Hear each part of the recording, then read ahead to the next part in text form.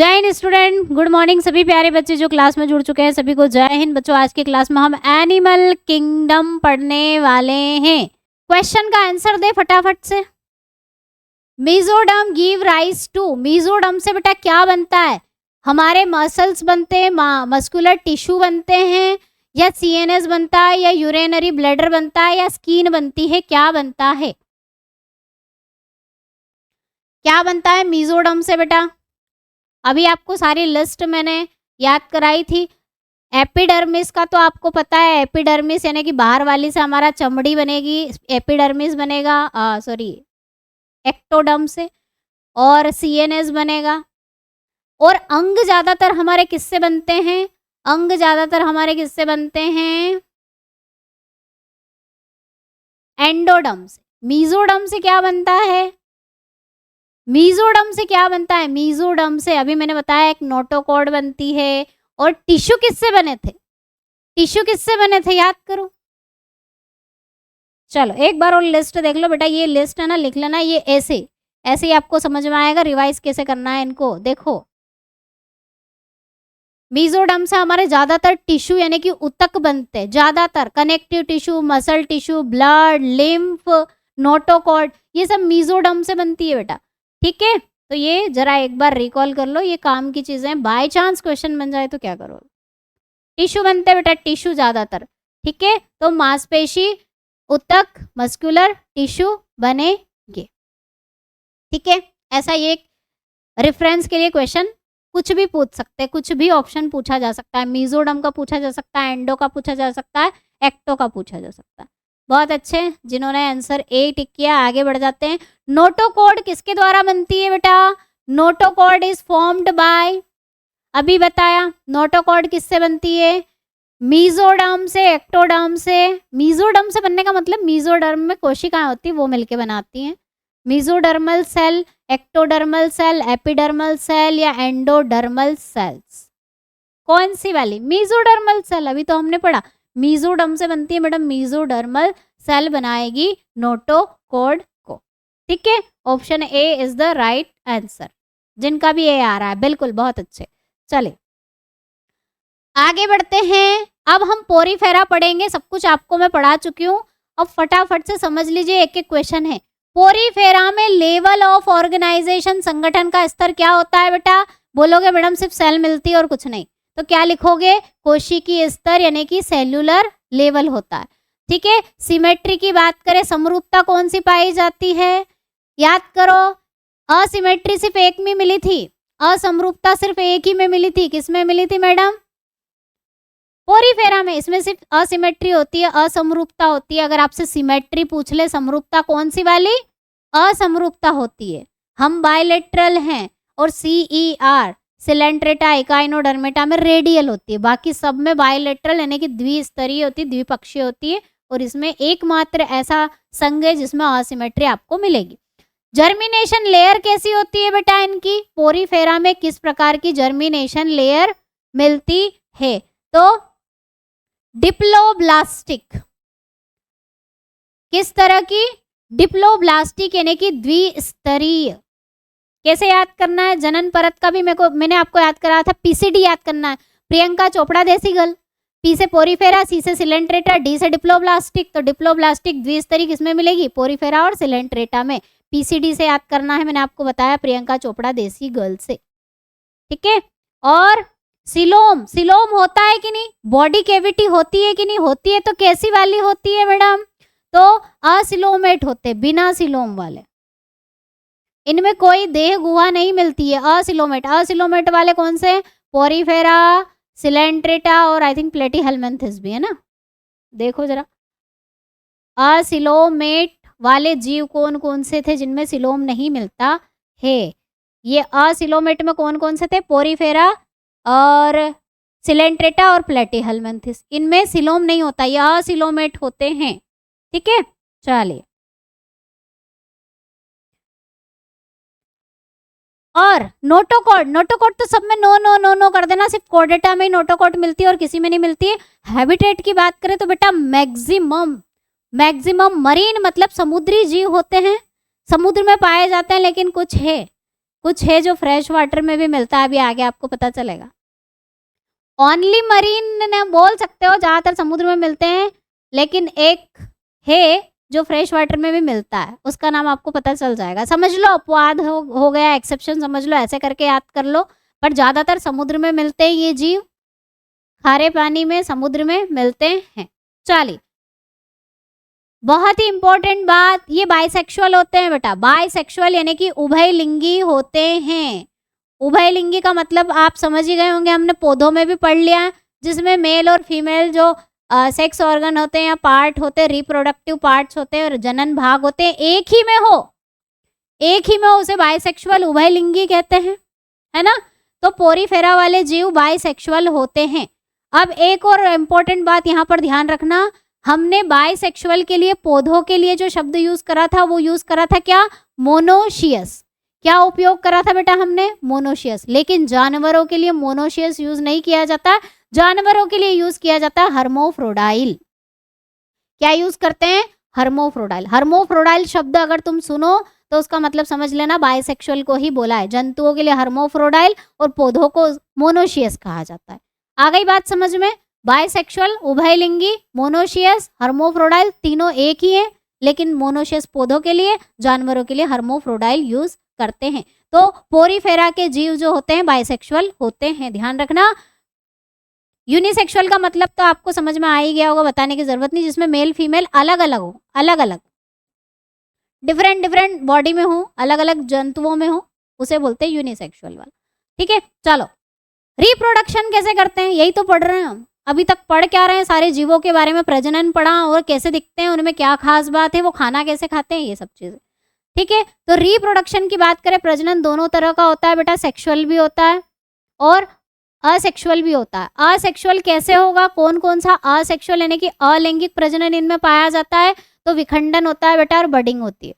क्या होता है? विखंडन, जहां से टूट गया। अभी कल किसने, पांडेराम ने मुझे पूछा था क्वेश्चन कि मैडम बाइनरी फिजन और फ्रेगमेंटेशन में क्या अंतर है। चलिए, तो वो आपका क्लियर कर देती हूँ बेटा। यहाँ बाइनरी फिजन का मतलब समझो द्विविखंडन। बाइनरी फिजन का मतलब समझो क्या होगा? द्विविखंडन जिसको बोलते हैं। द्विविखंडन का मतलब ये है कि एक सेल है, इस सेल के अंदर जो भी डीएनए मटेरियल भरा पड़ा है वो ज्यादा डबल हो जाएगा, और इसकी जब एक उम्र आएगी तो ये क्या करेगी? 2 सेल में टूट जाएगी, 2 सेल में टूट जाती है। इसे माइटोसिस कहते हैं। माइटोसिस मतलब सूत्री विभाजन। सेल की एक उम्र होती है, उसके बाद उसका डीएनए वो डबल करती जाती है और एक उम्र के बाद 2 कोशिकाओं में विभाजित हो जाती है, जिसे हम बोलते हैं बाइनरी फिजन। बाइनरी का मतलब होता है दो कोशिकाओं, पुत्री कोशिकाओं बनती है। ठीक है, अब यहाँ पर फ्रेगमेंटेशन की बात कर लेते हैं। फ्रेगमेंटेशन यानी कि विखंडन क्या चीज है? तो बेटा विखंडन का कंडीशन ऐसी है कि अगर कोई जीव है, ये मान लो स्पाइरोगायरे ले लिया या स्पॉन्ज ले लिया, कुछ भी ले लिया, पोरीफेरा ले लिया, है ना। अब अगर मान लो इसमें यहाँ एक कट लग गया, ये बाई चांस टूट गया, ये टूट गया, तो कितने टुकड़े होंगे बेटा इसके? 2 टुकड़े होंगे। कितने होंगे? 2 टुकड़े होंगे। जितने टुकड़े होते हैं, जितनी जगह से ये टूटता है, उतने जीव बनते हैं। अगर मान लो इसके 3 टुकड़े हो गए, तो इसमें कितने जीव बनेंगे? 3। जितने हिस्सों में टूटता है उतने जीव बनाता है, इसे बोलते हैं फ्रेगमेंटेशन यानी कि विखंडन। 4 टुकड़े होंगे तो 4 जीव बनेंगे, 5 टुकड़े होंगे तो 5 जीव बनेंगे, 2 टुकड़े होंगे तो 2 जीव बनेंगे। ठीक है, और ऐसे ही रीजनरेशन का कंसेप्ट भी समझ लो। रीजनरेशन से भी रिप्रोडक्शन करते, रीजनरेशन यानी कि पुनर्जनन। वैसे पुनर्जनन जो है ये रिप्रोडक्शन की मेथड कम और अंग बनने की, जैसे छिपकली की पूंछ कट जाना, कट के फिर से आ जाती है, उसको बोलते हैं रीजनरेशन। पर इसको रिप्रोडक्शन भी मान लिया जाता है, प्लेन एरिया में ज्यादातर मिलता है ये। तो इसकी कंडीशन क्या है कि मान लो कोई एक जीव है, वो जीव यहाँ से कट गया, तो आपको क्या लगता है 2 जीव बनेंगे क्या? बन भी सकते हैं और नहीं भी बन सकते। हो सकता है 2 बन भी जाएं और हो सकता है 1 ही बने। यहाँ पर मान लो इसमें मैंने 3 कट लगा दिए, तो जरूरी नहीं तीनों के तीनों ही बनेंगे, 1 भी बन सकता है, 2 भी बन सकते हैं, 3 भी बन सकते हैं। ये इनमें अंतर होता है। इसमें फिक्स होते हैं 2 बनेंगे, इसमें जितने कट लगते हैं उतने जीव बनेंगे। है ना, एक कट लगा तो 2 टुकड़ों में बटा तो 2 जीव बनेंगे, और इसमें कोई डिपेंड नहीं है, कट लग गया तो हो सकता है एक ही जीव, ज्यादातर एक ही बनता है, 2 भी बन सकते हैं, 3 भी बन सकते हैं, ये इसमें अंतर है। ठीक है, चलो सभी आएगा धीरे धीरे कौन किससे रिप्रोडक्शन करता है, तो ये आपका कंसेप्ट वाला डाउट वाला क्वेश्चन। अब बात कर लेते हैं पोरीफेरा दिखने में कैसा होता है मैडम। पोरीफेरा में क्या क्या चीजें आपको देखने को मिलती है, तो पोरीफेरा में ऐसे छोटे छोटे छेद मिलते हैं बेटा, ये पोरीफेरा है वाले जीव है जिसे हम स्पोंज बोल दो, स्पोंज या पोरीफेरा। पोरीफेरा के उदाहरण में स्पोंज सबसे ज्यादा हम यूज करते हैं। ठीक है,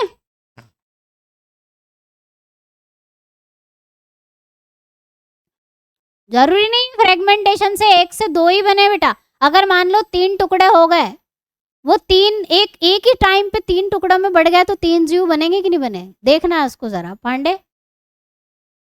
रीजनरेशन में जितने टुकड़े होते हैं उतने जीव नहीं बनते हैं, उसमें फिक्स नहीं होता। फ्रेगमेंटेशन और रीजनरेशन का अंतर है वैसे ही है, फ्रेगमेंटेशन में जितने टुकड़े होंगे उतने जीव बनेंगे, रीजनरेशन में कोई फिक्स नहीं है, 1 भी बन सकता है, 2 भी, 3 भी, देख लेना एक बार। चलिए बेटा, तो आगे बढ़ जाते हैं फटाफट से। इसमें बहुत सारे छेद मिलेंगे आपको इस जीव के अंदर, ऐसा ये जीव दिखता है, समुद्र के अंदर पाया जाता है, इसको कहते हैं ऑस्टिया। कंफ्यूज मत हो जाना, ऑस्टिया और ऑस्क्यूलम में कंफ्यूज हो जाते हो।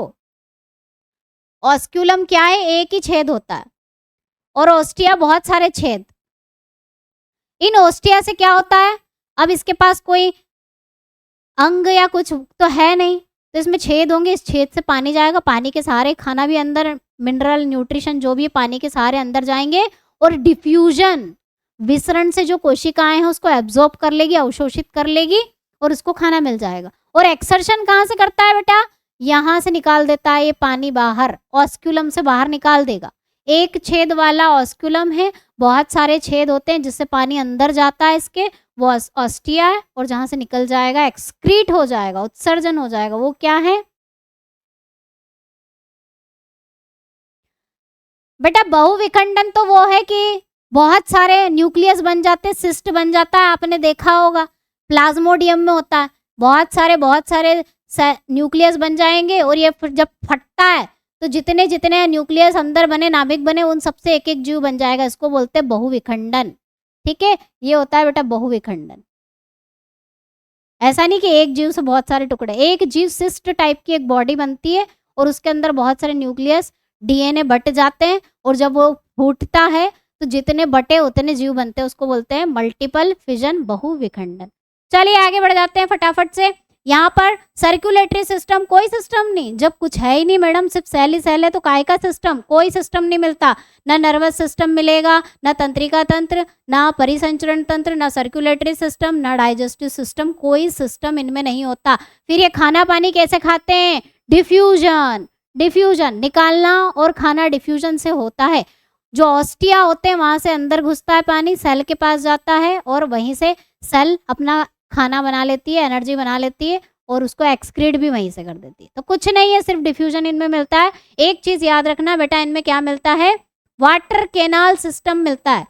वाटर कैनाल सिस्टम क्या है, जहां से पानी अंदर घुसे और एक छेद से बाहर निकले, 2 छेद होने चाहिए, उसे वाटर कैनाल सिस्टम बोलते हैं। क्या बोलते हैं, पानी की जो नली का सिस्टम है कैसा होता है, आप जानते हो, ऑस्टिया से पानी अंदर जाता है बेटा, और ऑस्क्यूलम से बाहर निकलता है। तो ये इसका एनस हो गया, ठीक है, जिसे हम गुदा कहते हैं हिंदी में, और ये इसका मुंह हो गया, यहाँ से जाएगा, एंट्री करेगा खाना, और यहाँ से निकल जाएगा। तो हम बोल सकते हैं, अगर आपसे पूछे कि वाटर कैनाल सिस्टम किसमें मिलता है, तो पोरीफेरा वाले जीवों में मिलता है।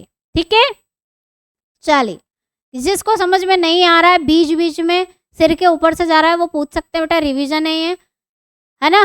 डाइजेस्टिव सिस्टम का क्या सिस्टम है कि मैडम कुछ नहीं है, कोई सिस्टम नहीं है, तो खाना कैसे खाते हैं, तो आपको बता दिया, इसमें होता है डिफ्यूजन, डिफ्यूजन के माध्यम से पानी के थ्रू जाएगा, सेल के पास जाएगा, और इंट्रासेल्यूलर, इंट्रासेल्यूलर का मतलब अंतःकोशिकी के अंदर ही इनका खाना आना सब बन जाता है। तो ध्यान रखना, एक और इम्पोर्टेंट क्वेश्चन पूछ लिया जाता है बेटा कि कॉलर सेल किसमें मिलती है, ऐसी दिखती है, ऐसी कोशिकाएं मिलती है। हम बोलते हैं कि सिर्फ इसमें कोशिकाएं मिलेंगी, तो कैसी कोशिकाएं मिलती है, उनका नाम क्या है मैडम, तो कॉलर सेल। यही सेल खाना भी बनाती है, यही उत्सर्जन करती है, यही रेस्पिरेशन करती है, यही श्वसन करती है। सब काम करना पोरीफेरा के अंदर किसका है? सिर्फ कॉलर सेल का, कोशिका सेल का। ध्यान रखना। चलिए आगे बढ़ जाते हैं। एग्जाम्पल याद रखना बेटा, बहुत इंपॉर्टेंट है। साइकॉन, स्पोंजिला और यू स्पोंजिया, 3 उदाहरण आपको याद रखना है। वैसे भी बहुत सारे आते हैं लेकिन मैं 3 ही याद कराती हूँ, ज्यादा याद नहीं करना आपको।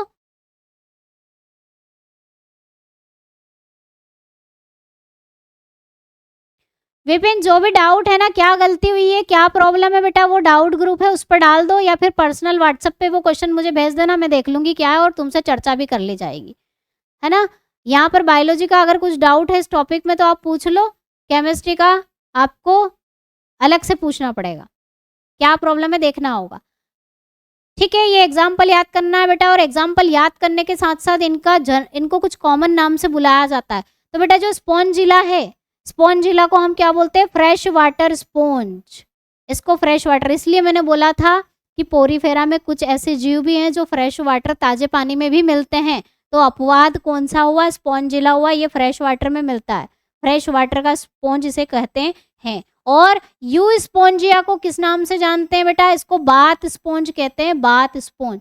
नहाने वाला जो स्पोंज होता है ना उसके जैसा दिखता है, इसलिए इसको बाथ स्पोंज कहते हैं। ठीक है, चलिए क्वेश्चन करो फटाफट से, क्वेश्चन करिए।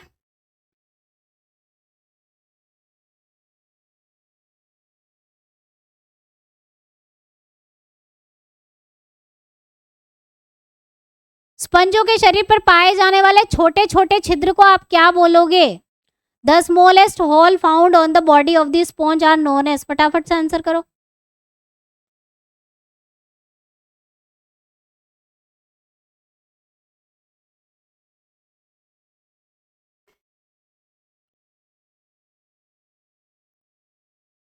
Small holes. अब तुम ऑस्टिया और ऑस्कुलम में कंफ्यूज मत हो जाना। ये लो, मैंने बोला था तुम ऐसे ही गड़बड़ी करोगे बेटा, ऐसी तुम लोगों से उम्मीद नहीं की जाती है। ये सीलिया वाले कौन है भाई साहब? बेटा कहाँ से सीलिया? मैंने तो सीलिया पढ़ा ही नहीं स्पॉन्ज में।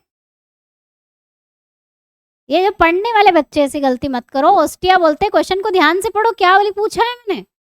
ऑस्कुलम तो एक ही छेद होता है, ऑस्टिया बहुत सारे छेद पूछे हैं। स्पंजों के शरीर पर पाए जाने वाले छोटे छोटे छिद्र क्या होंगे? छोटे छोटे छिद्र। ध्यान रखो बेटा, इधर उधर ध्यान नहीं, इधर ध्यान रखो। ऑस्टिया होगा ना, ऑस्कुलम कहाँ से आ गया? ऑस्कुलम तो एक ही छेद है। अगर मैं पूछती इसी क्वेश्चन में कि स्पंजों इसके शरीर पर पाए जाने वाला एकमात्र छेद उसको क्या बोलते, तो तुम ऑस्कुलम पर टिक करते। ऑस्टिया ज्यादा पूछे। ये सीलिया वाले भाई साहब अभी ना है, कौन है ये? शुभम। क्या शुभम सीलिया कहाँ से आ गया बेटा यहाँ? हैं क्यों शुभम? बेटा सीलिया कहाँ पढ़ लिया तुमने? और स्पंज में डायग्राम नहीं देखते, ध्यान नहीं रखते है ना। चलो ये छोटे छोटे छेद दिख रहे हैं, ये काले काले से डॉट जैसे, ये क्या है बेटा? ऑस्टिया है। और ये एकमात्र छेद जहां से निकल जाएगा पानी बाहर, वो ऑस्कुलम है, भूलो मत। चलिए आगे क्वेश्चन करो।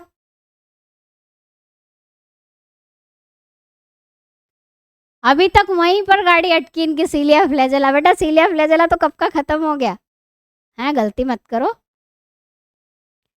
कभी ऐसा होता कि मान लो मैं थ्योरी भी रिवाइज नहीं करवाती और डायरेक्ट एमसीक्यू करती तो तुम्हारे क्या हाल होते।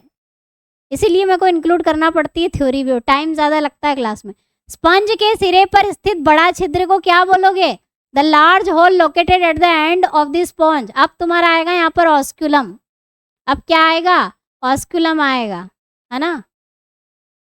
चलिए, कॉलर कोशिकाएं कहाँ पाई जाती है? अभी तो तुमने पढ़ लिया कि मैडम पोरीफेरा में कॉलर सेल होती है, लेकिन जब सारे पढ़ लोगे ना तब खिचड़ी बनेगी, तब क्वेश्चन समझ में नहीं आता है कि किसमें थी कॉलर सेल। ठीक है, तो ये चीज़ें ऐसी है ना, ऐसे नोट्स बनाए जाते हैं, शॉर्ट नोट्स, कि इसमें था इसमें ये था, ताकि आप रिवाइज कर सको। क्या होगा बेटा? कॉलर सेल मैडम स्पॉन्ज में मिलेगी। स्पॉन्ज किसका उदाहरण है बेटा? स्पॉन्ज की जगह पे यहाँ पे साइकॉन भी लिखा आ सकता है। क्या लिखा आ सकता है? स्पॉन्ज की जगह पे यहाँ पर साइकॉन भी लिखा आ सकता है ना, और ई स्पॉन्जिया भी लिखा हुआ आ सकता है, कुछ भी लिखा हुआ आ सकता है। हाँ, मोनेरा नहीं पढ़ रहे हैं बेटा, मोनेरा मत याद करो यहाँ पे, ये अपना एनिमल है, मोनेरा एनिमल नहीं है, मोनेरा मोनेरा है। चलिए नेक्स्ट है जल नहर प्रणाली यानी कि वाटर कैनाल सिस्टम किसमें पाया जाता है? अभी तो याद रहेगा, बाद में बनेगी खिचड़ी। मोलास्का में, कोरल में, इकाइनोडर्मेटा में या स्पॉन्ज में? किस में मिलता है मैडम? स्पॉन्ज में मिलता है। हैं? ये ऑप्शन जरा मुझे चेंज करना पड़ेगा, साइकॉन लिखना चाहिए यहाँ पे, तब अच्छा रहेगा, है ना। चलिए ताजे पानी का स्पॉन्ज किसको बोलते हैं? Fresh water sponge is. ताजे पानी में पाया जाने वाला स्पॉन्ज कौन सा है? उदाहरण में मैंने बताया, एक बाथ स्पॉन्ज था, एक ताजे पानी का था और एक साइकॉन था। 3 उदाहरण याद रखने थे। यू स्पॉन्जिया को बोलते हैं, क्लायोना को बोलते हैं, स्पॉन्जिला को बोलते हैं, साइकॉन को बोलते हैं। किसको बोलते हैं? ताजे पानी का स्पॉन्ज, फ्रेश वाटर स्पॉन्ज किसको बोलते हैं? गलती मत करना, बिल्कुल भी स्पॉन्जिला को बोलते हैं ना। किसको बोलते हैं? स्पॉन्जिला। साइकॉन कहाँ से आ गया? कहाँ से आया साइकॉन? You Spongia. फिर से गलती तुम लोगों की। हाँ, मेरे को मालूम था ना तुम खिचड़ी बनाओगे, ऐसे ही बनेगी बेटा खिचड़ी तुम्हारी, है ना। एंड टाइम पे यही खिचड़ी बनती है। चलो याद करो, फटाफट से रिकॉल कर लो, खिचड़ी साफ करो। खिचड़ी नहीं मतलब खिचड़ी खाना है, अच्छी होती है हेल्दी, पर अभी मत बनाओ, वो अपने लिए अच्छी नहीं है। साइकॉन, स्पॉन्जिला, स्पॉन्जिला को फ्रेश वाटर स्पॉन्ज बोलते हैं बेटा, और यू स्पॉन्जिया को क्या बोलते हैं? बाथ स्पॉन्ज कहा जाता है। ठीक है, चलिए बहुत अच्छे। अगला क्वेश्चन है ही नहीं, बाथ स्पॉन्ज वाला याद रख लेना, यू स्पॉन्जिया को कहा जाता है। नेक्स्ट स्पॉन्ज यहाँ पर हमारा पोरीफेरा, और उदाहरण याद रखना क्या पाया जाता है? Collar cell. क्या क्या याद रखना है? कॉलर सेल, डिफ्यूजन और उदाहरण, और ये चीजें जो है ये तो आपको याद करनी है। चलो सिलेंट्रेटा की बात करें, क्या है ये सिलेंट्रेटा? लेवल ऑफ ऑर्गेनिज्म की बात करें, ऑर्गेनाइजेशन, संगठन का स्तर, क्या पाया जाता है बेटा इनमें? मैंने आपको पहले ही सारी लिस्ट याद करवा दी ताकि ये भरने में और ये याद करने में तुम्हें तकलीफ ना हो। तो टिश्यू किस में मिले थे बेटा? बोलोगे मैडम सिलेंट्रेटा से शुरू हुए थे टिश्यू मिलना, ऊतक मिलना, तो टिश्यू लेवल का होता है, सिर्फ ऊतक मिलेंगे, ऊतक मिलेंगे। और अगर कहीं कहीं पर मैं सिस्टम बताऊंगी ना तो वो कंप्लीट नहीं होता है, इनकम्प्लीट वाला मिलेगा। ठीक है, तो टिश्यू, ज्यादातर टिश्यू है इनमें, सेल और टिश्यू। तो बेटा ये जो भूल जाते हो ना चीजें, ये कॉपी में नोट्स इसीलिए तो बनाते हैं। अब पढ़ के छोड़ना नहीं है, इनको रिवाइज करना। भूल जाते, सभी भूल जाते। मैं भी क्लास लेने से पहले एक बार अपना जो भी है पीडीएफ है वो देखनी पड़ती है मुझे, मैं भी भूल जाती हूँ। सब इंसान है, हम भगवान नहीं है, सब भूल जाते हैं। चलिए यहाँ पर सिमेट्री की बात करें, समरूपता की बात करें बेटा, तो समरूपता तो तुम्हें याद करने की जरूरत ही नहीं है, CER याद हो जाएगा। Coelenterata, Echinodermata, radial symmetry, CER कौन सी होगी मैडम? रेडियल सिमेट्री होगी, त्रिज्यीय समरूपता होगी।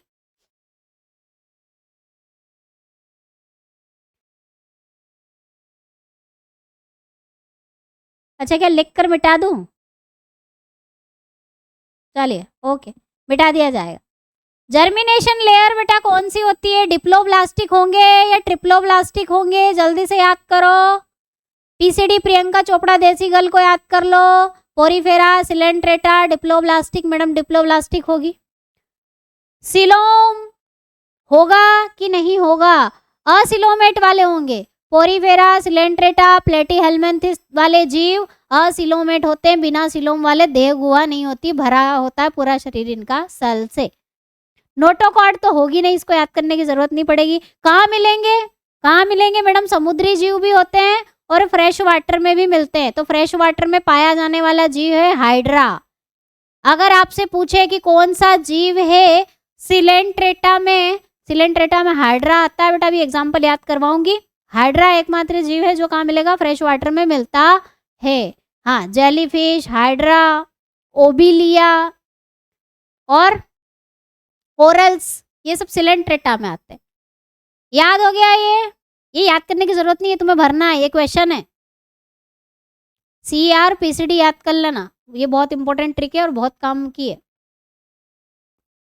क्या क्या आता है इसमें बेटा? तो इसमें आता है, चलो पहले तो एग्जाम्पल कर लें, फिर हम हाइड्रा वाड्रा की चर्चा बाद में करेंगे।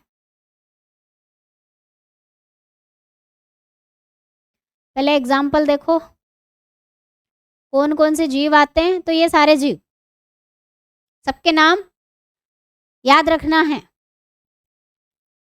जेलीफिश, जेलीफिश, जेलीफिश का दूसरा नाम है बेटा ऑर्लिया, यूरेलिया, ऑर्लिया, ऑर्लिया, यूरेलिया, जो आप प्रोनाउंस करना चाहें। ऑरेलिया, यूरेलिया नहीं, ऑरेलिया, ऑरेलिया, ऑरेलिया बोलते हैं इसको, याद रखना, पूछ लेते हैं परीक्षा में।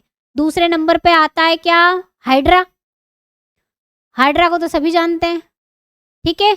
ये एक नाम याद रखना, फाइसेलिया, फाइसेलिया, देखो फाइसेलिया की टोपी जैसा ऊपर दिख रहा है कुछ, ये टोपी, कैप, कैप लाइक स्ट्रक्चर। आपने कभी वो देखा होगा, वो जहाजों का लुटेरा कौन है, क्या नाम है उसका, वो ऐसी टोपी पहनता है ना। तो ये पुर्तगाली, इसकी पुर्तगाली लोग जो रहते हैं ना, वो ऐसी टोपी पहनते हैं, ऐसा शेप होता है उनकी टोपी का, ऐसा, ठीक है, ऐसी उनकी टोपी होती है पुर्तगालियों की। तो उनकी टोपी जैसा संरचना होती, दिखता है ये ऊपर से, फाइसेलिया, इसलिए इसको क्या बोलते हैं? पुर्तगालियों का वार कहा जाता है, पुर्तगीज ऑफ वार,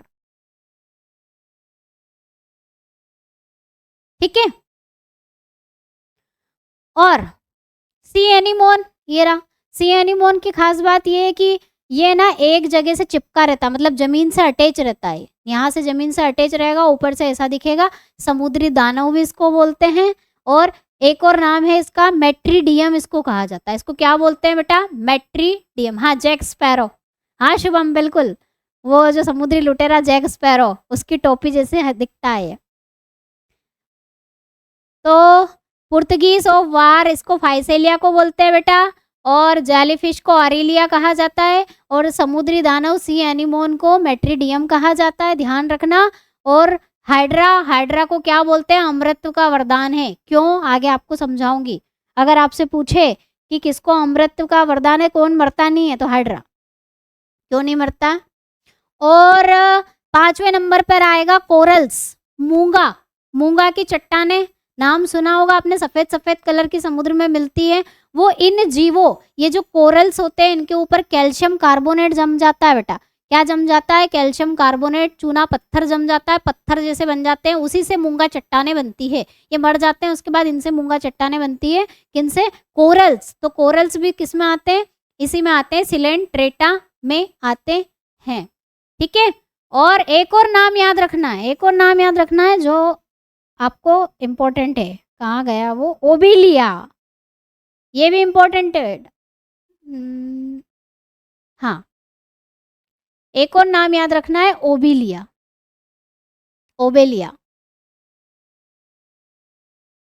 इतने उदाहरण इसमें आपको पता होना चाहिए। ऑरेलिया, हाइड्रा, सी एनीमोन, मेट्रीडियम जिसको बोलते हैं, फाइसेलिया और ओबेलिया। चलिए, उदाहरण याद हो गए। अब थोड़ी सी हाइड्रा वाइड्रा की चर्चा कर लेते हैं। क्या है ये हाइड्रा? हाइड्रा दिखने में कैसा होता है बेटा? ऐसा संरचना होती है, लंबा लंबा सा होता है, सिलेंडर के जैसा संरचना होती है। कैसा? सिलेंडर के जैसा दिखता है, खड़ा, डंडे जैसा। तो जो सिलेंडर वाली संरचना होती है ना बेटा, उसको पॉलिप कहते हैं। क्या कहते हैं? पॉलिप कहा जाता है। जैसे कि सी एनीमोन दिख रहा है लंबा लंबा सा, हाइड्रा दिखता है, ये सब क्या है? पॉलिप है। ओबिलिया भी लंबा लंबा दिख रहा है, वो भी पॉलिप में आता है। और जो छतरी जैसे दिखते हैं, जो छतरी जैसे दिखते हैं, अम्ब्रेला के जैसे दिखते हैं, जैसे कि कौन सी फिश? जेलीफिश। उसे हम क्या बोलेंगे बेटा? मेड्यूसा बोलते हैं।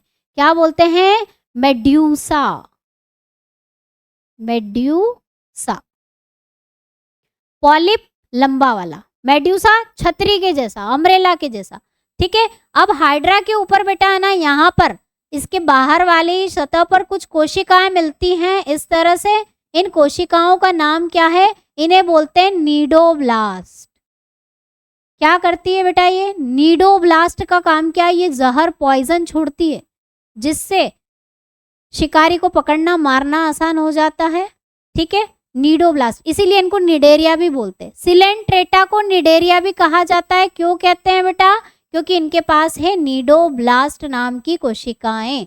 किसमें मिलेगी? तो सिलेंट्रेटा वाले जीव में मिलेगी, ठीक है। और टेंटिकल्स, ये जो ऐसे ऐसे ऐसे ऐसे स्ट्रक्चर दिख रहे हैं आपको, ये टेंटिकल्स होते हैं, ठीक है। यहाँ पर इनका मुंह होता है। टेंटिकल का काम क्या है बेटा? ये आप इसको हाइड्रा को गति करने में और शिकार करने में मदद करते हैं, एक जगह से दूसरे जगह जाने पर। ये ऐसे उल्टा हो जाएगा इनकी मदद से, समझ लो हाथ है इसके,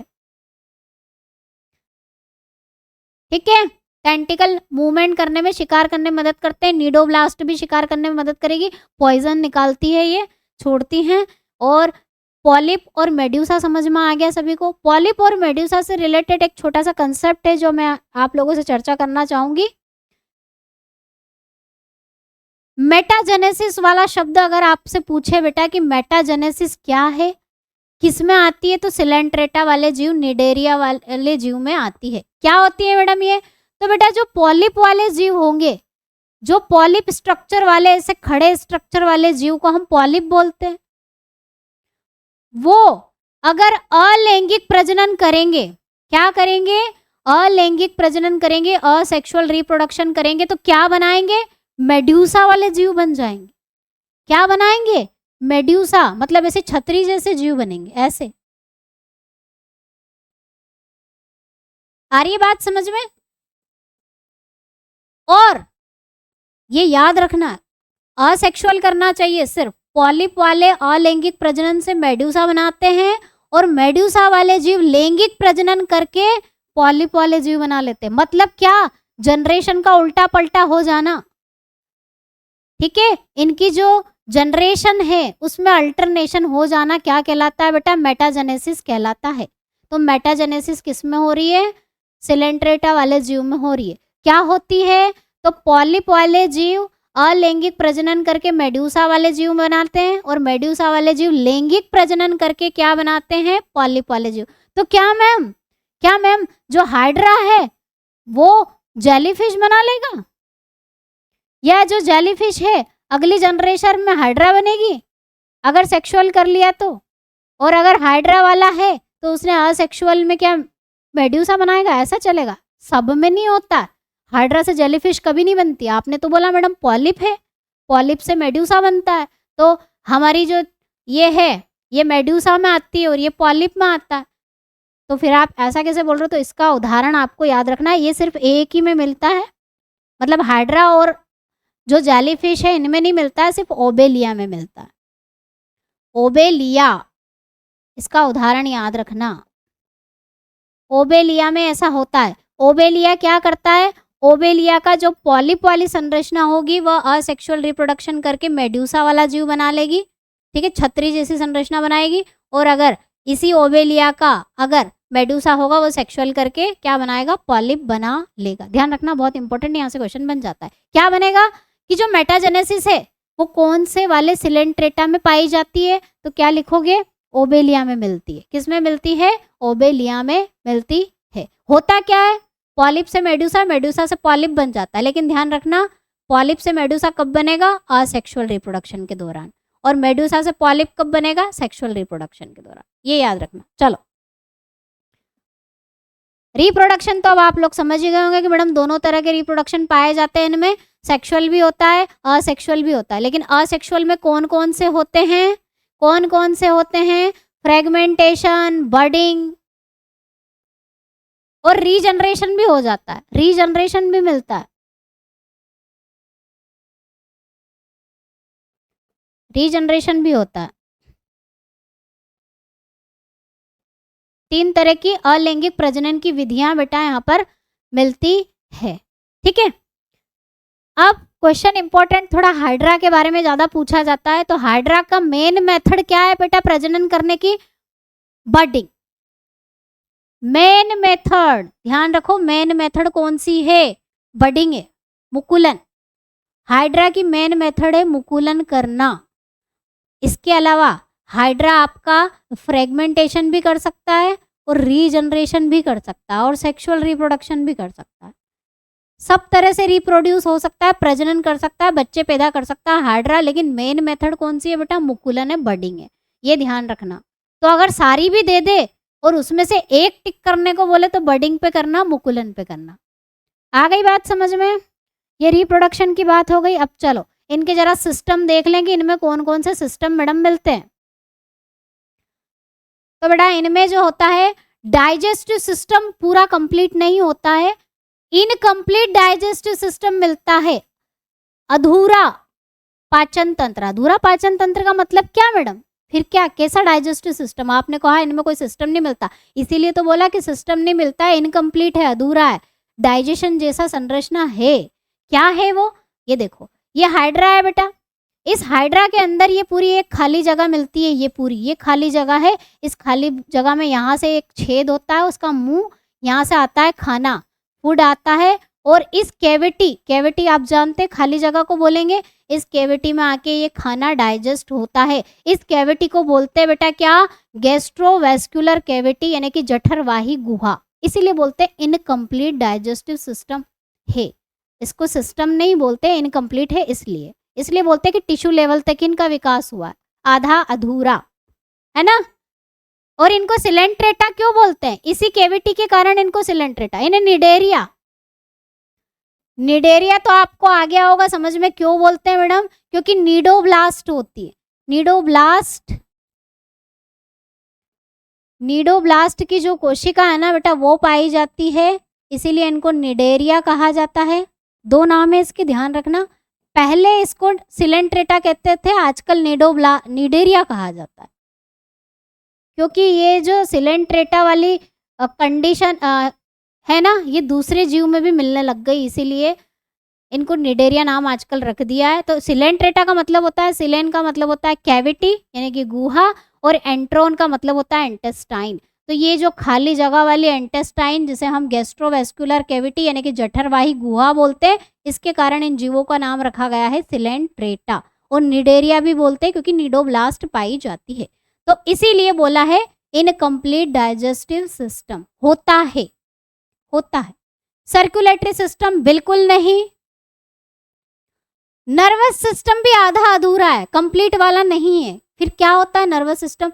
कुछ कोशिकाएं होती है, नर्व सेल्स पाई जाती है, इनमें क्या मिलती है? अगर मैं नर्वस सिस्टम की बात करूं, इस जीवों के तंत्रिका तंत्र की बात करूं, तो बेटा इनमें तंत्रिका कोशिका पाई जाती है। इनकम्प्लीट टाइप का नर्वस सिस्टम बोल सकते हो आप। क्या मिलती है? इनमें नर्व सेल मिलती है जो सिग्नल भेजने का काम करती है, ठीक है, अपूर्ण तंत्रिका तंत्र बोल सकते हो। इसीलिए इनको क्या बोलते हैं?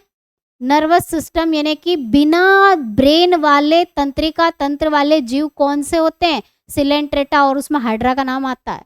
क्या आता है? बिना ब्रेन वाला, बिना मस्तिष्क यानी कि ब्रेन वाला तंत्रिका तंत्र का जीव, ऐसा क्वेश्चन अभी आएगा आपका। कौन सा होता है? इन्हीं का होता है, सिलेंट्रेटा ही होते हैं जिसमें हाइड्रा का नाम आता है, ठीक है, समझ में आ गई। नर्वस सिस्टम तो नहीं है, नर्वस सेल होती हैं, ब्रेन नहीं होता है। और रेस्पिरेटरी, ब्लड कुछ नहीं मिलेगा, कुछ भी नहीं मिलेगा बेटा। रेस्पिरेटरी सिस्टम, ब्लड और कुछ भी नहीं मिलेगा। आ गई बात समझ में? सारे जीवों के बारे में ये आपको पता होना चाहिए। हाँ, अब फिर मैडम रेस्पिरेटरी सिस्टम नहीं है, एक्सक्रेटरी सिस्टम नहीं है, तो खाना कैसे खाएंगे, निकालेंगे? डिफ्यूजन। किससे निकालेंगे बेटा? विसरण के माध्यम से। खाना खाना, निकालना, श्वसन करना, सब कुछ इनका डिफ्यूजन से होता है। डिफ्यूजन समझते हैं ना आप? जहाँ पर ज़्यादा खाना है वहाँ से कम खाना, मतलब हायर कॉन्सेंट्रेशन से लो कॉन्सेंट्रेशन, उच्च सांद्रता से निम्न सांद्रता की ओर अणुओं का गति करना क्या कहलाता है? विसरण कहलाता है, ठीक है। चलिए, बहुत सारी थ्योरी रिवाइज हो गई है, क्वेश्चन करेंगे अब फटाफट से। अब क्विकली क्वेश्चन सॉल्व करिए। सिलेंट्रेटा संघ को और किस नाम से जाना जाता है? सभी के आंसर आने चाहिए बिल्कुल। सिलेंट्रेटा वाले जीव को किस नाम से जानते हैं बेटा? प्रोटोजोआ बोलते हैं, पोरीफेरा बोलते हैं, निडेरिया बोलते हैं, एनालिडा बोलते हैं।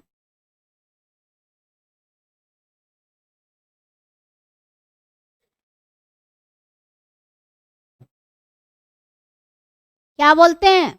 बोलोगे मैडम निडेरिया नाम से निडोब्लास्ट पाई जाती है इनमें, इसलिए इनको निडेरिया भी बोलते हैं। बिल्कुल, निडोब्लास्ट पाई जाती है, वो जहर छोड़ने वाली कोशिकाएं जिससे वो शिकार करता है और अपनी रक्षा भी करता है, कोई खाना आए तो उसे कहते हैं, इसीलिए इसको कहते हैं निडेरिया। बिल्कुल। चलो, किस जीव में अलग अलग लिंग न होने की विशेषता को क्या कहते हैं?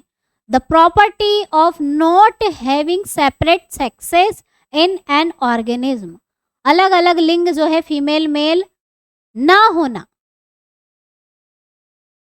अलग अलग ना होना, एक ही में होना, मेल और फीमेल एक ही में होना, क्या कहलाता है बेटा? जीव में पूछा है, पौधों में बोलोगे तो मोनोशियस, और जीव में बोलोगे तो क्या बोलोगे मैडम? बिल्कुल, इन्हें कहेंगे हर्मोफ्रोडाइल या टी। हाँ, Cnidaria because of the cnidoblast. बिल्कुल शुभम, आ गई बात समझ में? बिल्कुल। चलो आगे बढ़ जाते हैं। निम्न में से किसमें रक्त नहीं होता है किंतु श्वसन करता है?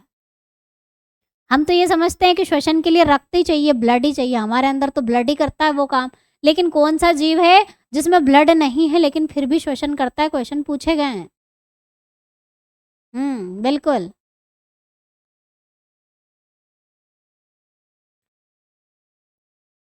Which of the following does not have a blood but respire by the diffusion?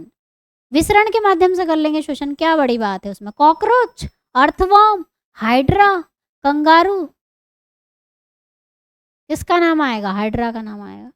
रक्त नहीं है, ध्यान रखना, रक्त नहीं है, रक्त है और वो बात अलग हो जाती है। रक्त नहीं है, हाइड्रा में रक्त होता ही नहीं है, कंगारू में तो होगा, कॉकरोच अर्थवर्म का बताओ, दूसरे कलर का होता है। बिल्कुल। चलिए, मूंगा चट्टान का निर्माण किसके द्वारा होता है? Coral reef is formed by. कौन बनाता है बेटा मूंगा चट्टाने? कोरल रीफ कौन बनाएगा? प्रोटोजोआ वाले जीव तो भूल ही जाओ। सिलेंट्रेटा बनाएगा, आर्थ्रोपोडा बनाएगा, या पोरीफेरा वाला जीव बनाता है मूंगा चट्टान? कोरल रीफ कौन बनाता है? क्या होगा? आसान मैडम, कोरल जो जीव है, कोरल भी एक जीव है, मूंगा भी क्या है? एक जीव है। मर जाता है, डिपोजिशन हो जाता है, लेयर बन जाती है कैल्शियम कार्बोनेट की उसके ऊपर, तब बन जाती है कोरल रीफ। ठीक है, तो कौन बनाता है? सिलेंट्रेटा में मूंगा वाले जीव, कोरल वाले जीव बनाते हैं। बिल्कुल, यही बनाएंगे, हाइड्रा नहीं। हाइड्रा मत लिख देना।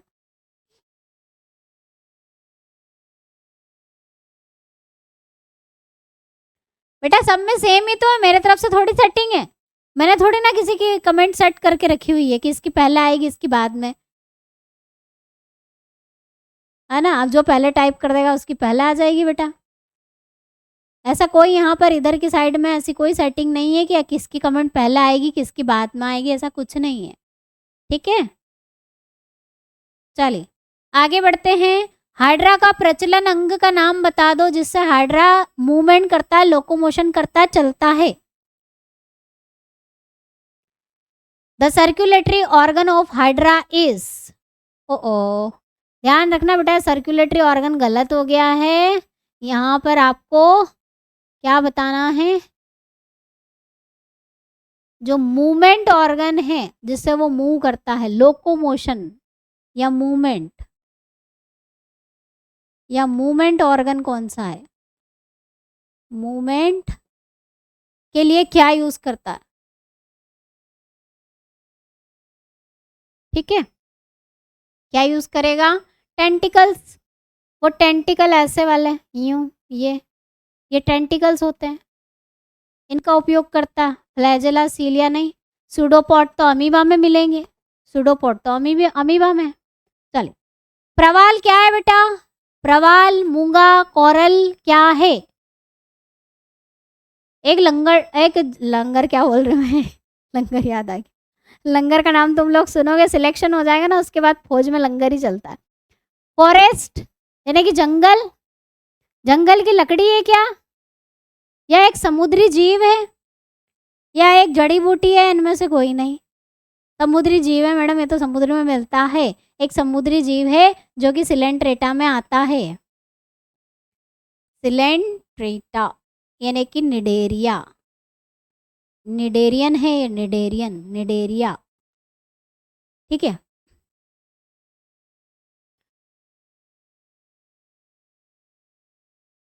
देखो तुम्हारे इसमें चलाते चलाते देखो कोई सेटिंग वेटिंग है क्या ऐसी कि जल्दी कमेंट आ जाए? मेरे तरफ से तो कुछ ऐसा नहीं है। चलिए, जेलीफिश किस नाम से जाना जाता है बेटा? जेलीफिश इज नोन एज,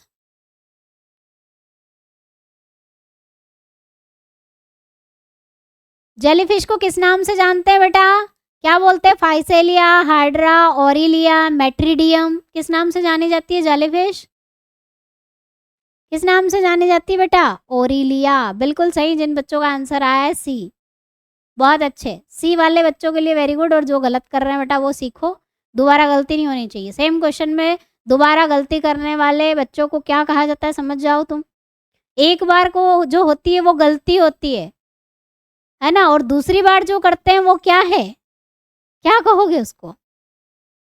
उसको गलती नहीं बोलते, फिर उसी चीज को दोहराओगे वो गलती नहीं होती है। समुद्री एनीमोन, समुद्री दानव किस नाम से जाना जाता है बेटा? सी एनीमोन, समुद्री दानव को किस नाम से जाना जाता है? किस नाम से जाना जाता है? हाइड्रा, फाइसेलिया, या ऑरिलिया, या मेट्रीडियम? याद ही हो गया अब तो, है ना। ये देखो चीजें जो भूल जाते हो ना, बार बार रिपीट करा करो डेली डेली। सुबह सुबह का 1 घंटा फिक्स कर लो, या जब भी तुम्हें अच्छा लगे वो 1 घंटा फिक्स कर लो सारी चीजों को रिकॉल करने का। रोज पढ़ना पड़ेगा बेटा, तब जाके काम बनेगा, भूल जाएंगे नहीं तो। पुर्तगीज मैन ऑफ वार के नाम से कौन जाना जाता है? Known as Portuguese man of war. Physalia, Hydra, Aurelia, Obelia, किसको बोलते हैं बेटा? पुर्तगीज मैन ऑफ वार, जिसकी वो समुद्री लुटेरा जैक स्पैरो के जैसी टोपी जैसी संरचना होती है। अब भूलोगे ही नहीं तुम उसको, तो बिल्कुल नहीं भूलोगे। वो फाइसेलिया है बेटा। वो क्या है? फाइसेलिया है मैडम, बिल्कुल। जिन बच्चों का आंसर फाइसेलिया आ रहा है बिल्कुल करेक्ट है।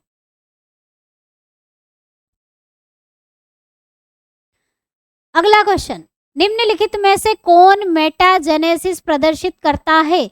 Which of the following exhibit metagenesis? बता दो जल्दी से। मेटाजेनेसिस किस में देखने को मिली? हाइड्रा करता है क्या? बिल्कुल नहीं। एडमिसिया करता है क्या? हमने तो सुना ही नहीं एडमिसिया का नाम, छोड़ो। ऑरिलिया करती है क्या, या ओबेलिया करता है? कौन करता है? कौन करता है? एक ही में देखने को मिली हमने तो, मेड्यूसा से पॉलिप और पॉलिप से मेड्यूसा बन जाता है। कौन बनता है? ओबेलिया बनता है। Option D is the right answer, बिल्कुल करेक्ट, बहुत अच्छे। चलिए आगे बढ़ते हैं।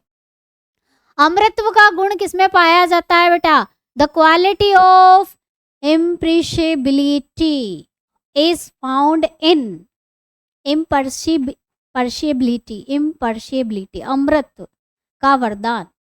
मरता नहीं है जो, वो अमर, जो मरे ना वो अमर। किस में पाया जाता है बेटा? स्पॉन्ज में, हाइड्रा में, अर्थवॉर्म में, कॉकरोच में?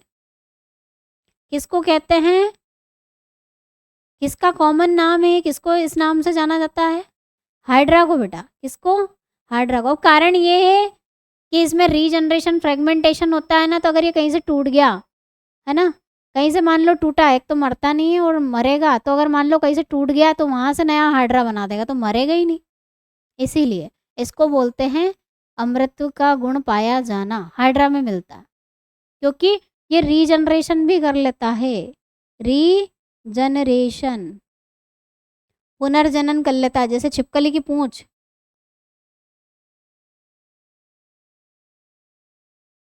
कट जाती है फिर से आ जाती है, ऐसा। चलिए, कौन सा मीठे पानी का निडेरिया है? Which is a fresh water cnidarian? इतने सारे पढ़ लिया हमने, हाइड्रा पढ़ लिया, ओबिलिया पढ़ लिया, कोरल पढ़ लिया, सी एनिमोन पढ़ लिया, और ओबिलिया पढ़ लिया, और क्या, ये सारे पढ़े हैं ना।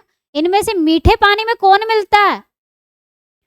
मीठे पानी में, हाँ मेन मेथड बेटा बडिंग है, मेन मेथड बडिंग है, लेकिन रीजनरेशन, फ्रेगमेंटेशन और सेक्सुअल रिप्रोडक्शन भी करता है, मैं बता चुकी हूँ, याद कर लेना, लिख लेना। इसमें फ्रेगमेंटेशन भी होता है बेटा, ये समझ लेना, ये भी फ्रेगमेंटेशन भी इसमें होता है, यानी कि विखंडन भी होता है इसमें। मेन मेथड मुकुलन है, मुकुलन भी होता है, बडिंग भी होती है, मुकुलन यानी कि बडिंग भी होती है, और सेक्सुअल रिप्रोडक्शन भी होता है, यानी कि लैंगिक प्रजनन भी करता है, सब करता है, लेकिन मेन मेथड ज्यादातर किससे बच्चे पैदा करता है? मुकुलन, ये मेन है। चलिए इसका आंसर क्या आया? मीठे पानी का निडेरियन, निडेरियन पूछा है, अब तुम उधर मत चले जाना पोरीफेरा में, यहाँ में निडेरिया पूछा, कौन सा है जो मीठे पानी में मिलता है? स्पॉन्जिला, फिर गाड़ी अटकी तुम्हारी, यहाँ पे क्वेश्चन तो पढ़ो, निडेरियन लिखा है, अब स्पॉन्ज क्या निडेरियन है क्या? वो तो पोरीफेरा है, निडेरियन कौन है? कहाँ से राइट आंसर होगा? स्पॉन्जिला। मैंने जबकि निडेरियन पूछा है, तो बेटा हाइड्रा है जो समुद्र में भी और मीठे पानी में भी मिलता है, दोनों में मिलता है, ठीक है, तो ये गलत मत कर देना। स्पॉन्जिला वो ठीक है, फ्रेश वाटर स्पॉन्ज बोलते हैं इसको, लेकिन यहाँ निडेरियन पूछा है, क्वेश्चन को ध्यान से पढ़ो।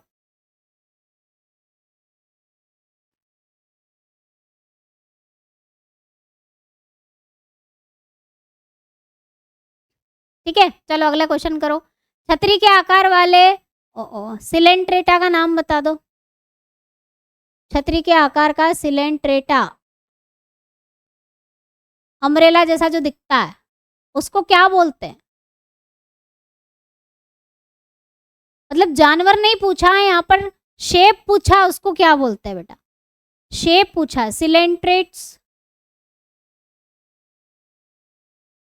हाँ सिलेंट्रेटा जीव पूछा है, यहाँ पर जीव पूछा है, शेप नहीं पूछा। अब मेड्यूसा पे जाऊं कि ऑरिलिया पे जाऊं? ऐसे तो दोनों आंसर होने चाहिए। मेड्यूसा तो क्या है बेटा? संरचना है, क्या है?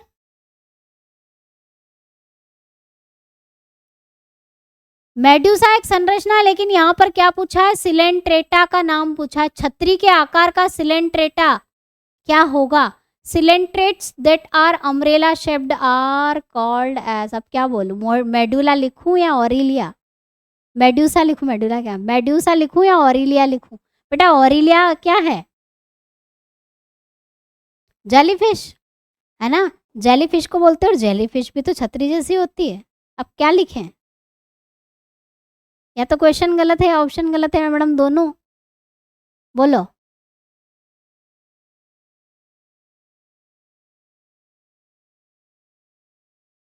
तो क्वेश्चन ऐसा है बेटा कि उन सिलेंट्रेट्स को हम क्या कहेंगे जिनका शेप अम्ब्रेला जैसा होता है ना? क्वेश्चन ऐसा कर लेना हिंदी वाले बच्चे, छतरी के आकार वाले सिलेंट्रेटा को क्या कहते हैं जिनका आकार छतरी के जैसा होता है? यहाँ नाम नहीं पूछा है, जीव का नाम नहीं पूछा है ना?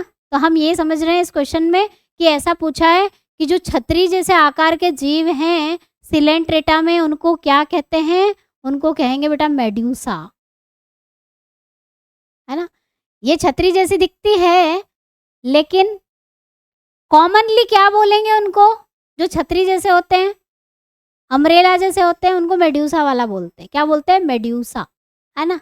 और अगर जीव पूछे, और वैसे दो भी आंसर हो सकते हैं, जीव अगर पूछ ले कि उस सिलेंट्रेटा का नाम बताओ जिसका आकार छतरी जैसा है, क्या उस सिलेंट्रेटा का नाम बताना जो छतरी के आकार का हो, जो छतरी के आकार का हो। Name the coelenterates, name the coelenterates which is look like umbrella। तो बेटा फिर इसका आंसर आप ओरिलिया पे कर देना, है ना। साइज पूछा है, शेप पूछा है ना। शेप पूछा है तो मेडुसा पे जाएंगे बेटा हम, और अगर जानवर का नाम पूछा होता, जीव का नाम पूछा होता तो हम जेलीफिश टिक कर देते। तो ये क्वेश्चन का आंसर होगा ये, और इसका होगा ये। चलो आगे बढ़ जाते हैं। यहाँ पर हमारा जो सिलेंट्रेटा है वो कंप्लीट हो जाता है। नेक्स्ट जो आता है वो आता है प्लेटीहेल्मिन्थस,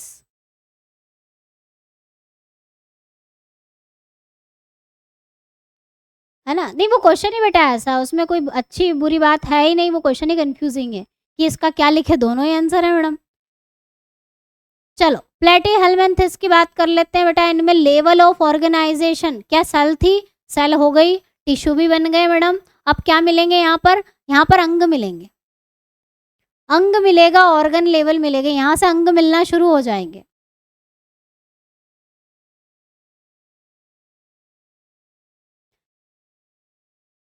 नहीं वो मैं कंफ्यूज भी हो गई थी, मैं भी हो गई थी बेटा, क्वेश्चन ही ऐसा है टीचर नहीं हो सकता क्या कंफ्यूज, सब पता हो टीचर को ज़रूरी नहीं है बेटा।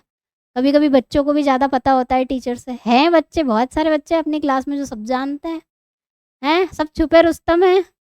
लेवल ऑफ ऑर्गेनिज्म यानी कि संगठन का स्तर, इनमें ऑर्गन मिलते हैं, ऑर्गन लेवल यहाँ से शुरू हो जाएगा। और इनके जीवों को हम क्या बोलते हैं, प्लेटीहेल्मिन्थस में क्या आता है बेटा, इनमें आते हैं चपटे कृमि, लंबे लंबे चपटे, ऐसा लग रहा है किसी ने ऊपर से मार दिया इनको और चपटा कर दिया, फ्लैट कर दिया। तो फ्लैट वॉर्म आते हैं बेटा इसके अंदर। कैसे याद रखते हैं, प्लेटी, प्लेटी मतलब प्लेट, प्लेट चपटी होती है जिसमें खाना खाते हैं, तो प्लेटीहेल्मिन्थस में आते हैं चपटे कृमि, फ्लैट वॉर्म्स, है ना। और जर्मिनल लेयर जो है, जनन परत जो है, जनन परत जो है कौन सी मिलेगी, डिप्लोब्लास्टिक या ट्रिप्लोब्लास्टिक। डिप्लोब्लास्टिक तो खत्म, Priyanka Chopra, desi girl, PCD, Porifera Coelenterata, यहाँ तक की मिलती है डिप्लोब्लास्टिक। अब सब में क्या होगी मैडम, ट्रिप्लोब्लास्टिक यानी कि त्रिस्तरीय परत होगी, 3 परतें मिलेंगी, तीनों वाली, मेजो, एक्टो और एंडो।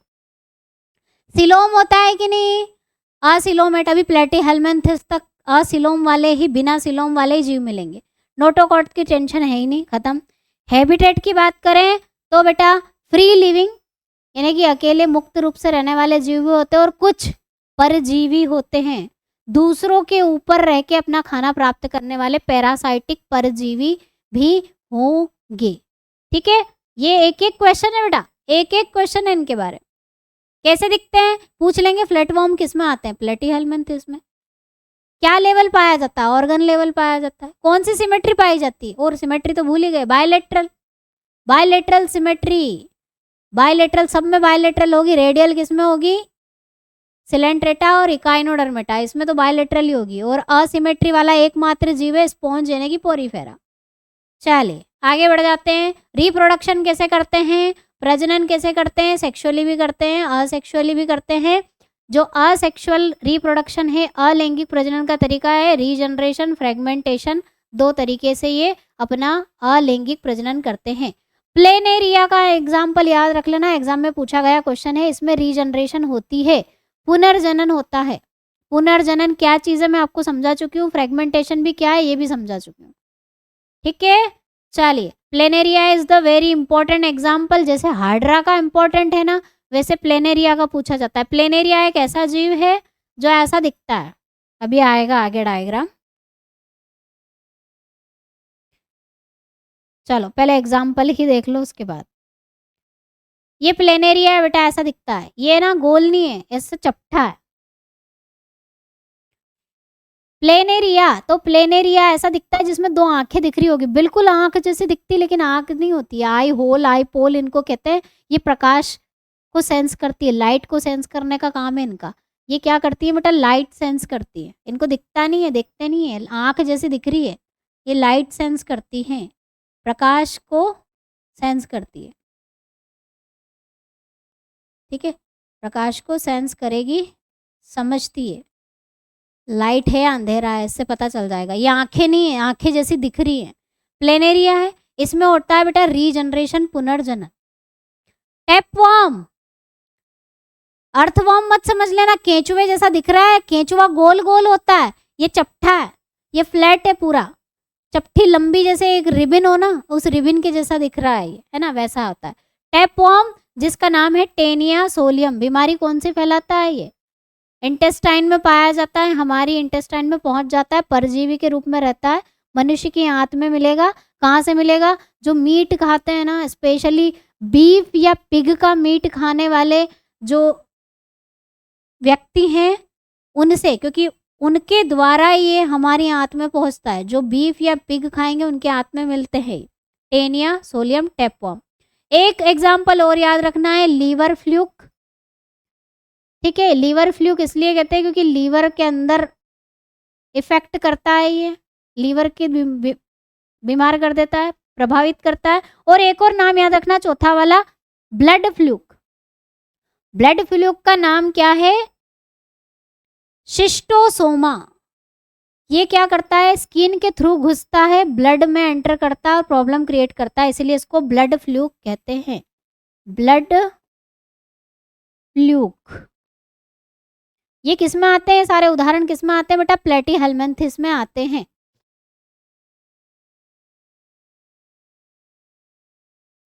ठीक है, चलो यहाँ तक समझ में आ गया। अब इनके बारे में थोड़ा सा याद कर लें कि क्या खाने पीने का सिस्टम क्या है मैडम इसमें। तो बेटा ये बाइसेक्सुअल होते, ध्यान रख लेना, वेरी इंपॉर्टेंट। निडेरिया, यहाँ निडेरिया बाइसेक्सुअल, निडेरिया कहाँ से आ गया प्लेटीहेल्मिन्थेस में?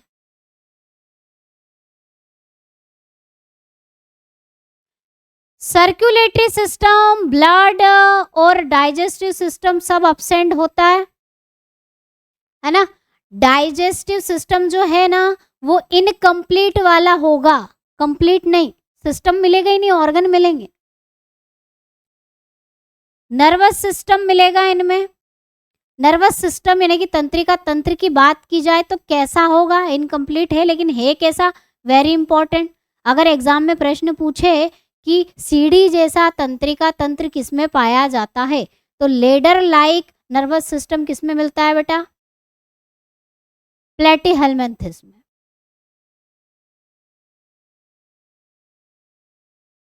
और फ्लैम सेल मिलेगी एक्सर्शन के लिए, उत्सर्जन के लिए। क्या मिलता है बेटा इनमें?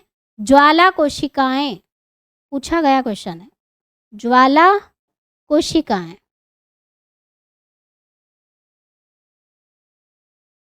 ठीक है,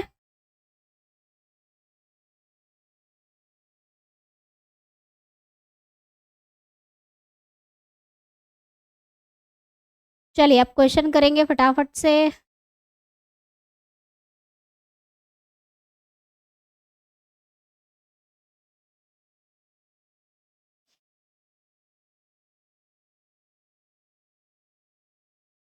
चलिए क्वेश्चन करो। चपटे कृमियों को किस संघ में रखा गया है बेटा? फ्लैटवर्म्स किस में आते हैं?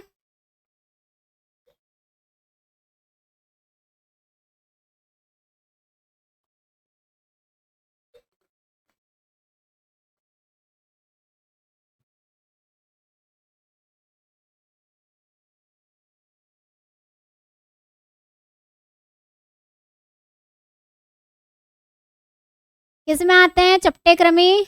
तो स्टिकी, ओ चपटे हैं वो, यहाँ स्टिकी। क्वेश्चन भी चपटे लिख लेना बेटा, इसको चपटे यानी कि फ्लैट वॉर्म कर लेना इसको। फ्लैट वॉर्म किस में आते हैं? प्लेटीहेल्मिन्थेस में आते हैं, बिल्कुल प्लेटीहेल्मिन्थेस में आते हैं। आगे यहाँ हाइड्रा कहाँ से आ गया? चलो आ गया तो क्वेश्चन कर ही लो। हाइड्रा किससे प्रजनन करता है? हाइड्रा प्रजनन किससे करता है?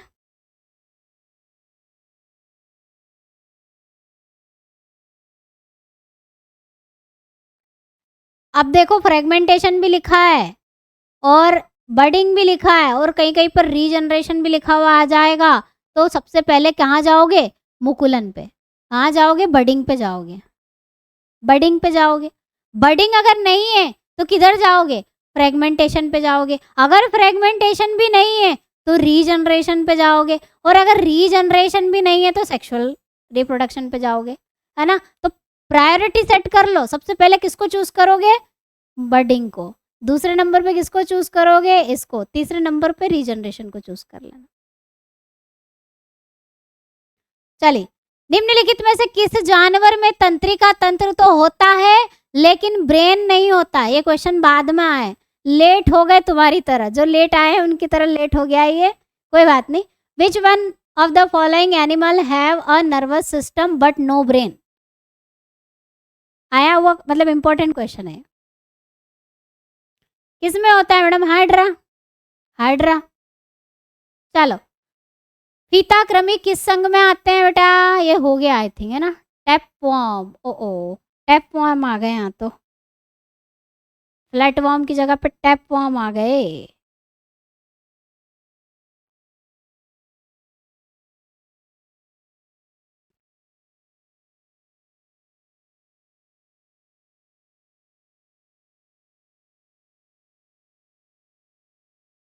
हाँ, टैपवॉर्म ही तो है। चलो आंसर करो इसका फटाफट, क्या होगा? फीताकृमी बोलते हैं इनको, फीताकृमी, यही फीताकृमी। Tapeworm is an important animal of which phylum? Tapeworm किस में आते हैं बेटा? प्लेटीहेल्मिन्थेस में आते हैं। प्लेटीहेल्मिन्थेस में मिलेंगे। टैपवॉर्म बोल दो, फ्लैटवॉर्म बोल दो, फीताकृमी, दोनों नाम याद रखना, कंफ्यूज हो जाते हैं। प्लेटवॉर्म, टैपवॉर्म। चलिए, प्लेटीहेल्मिन्थेस को सबसे अच्छे तरीके से इस प्रकार वर्णित किया जा सकता है। कौन सा ऑप्शन करेक्ट होगा प्लेटीहेल्मिन्थेस के बारे में? इन्हें फ्लैट वर्म बोलते हैं, राउंड वर्म बोलते हैं, क्या बोलते हैं? ट्रिप्लोब्लास्टिक होते हैं, और असिलोम मेट वाले जीव बोलेंगे। क्या बोलेंगे बेटा?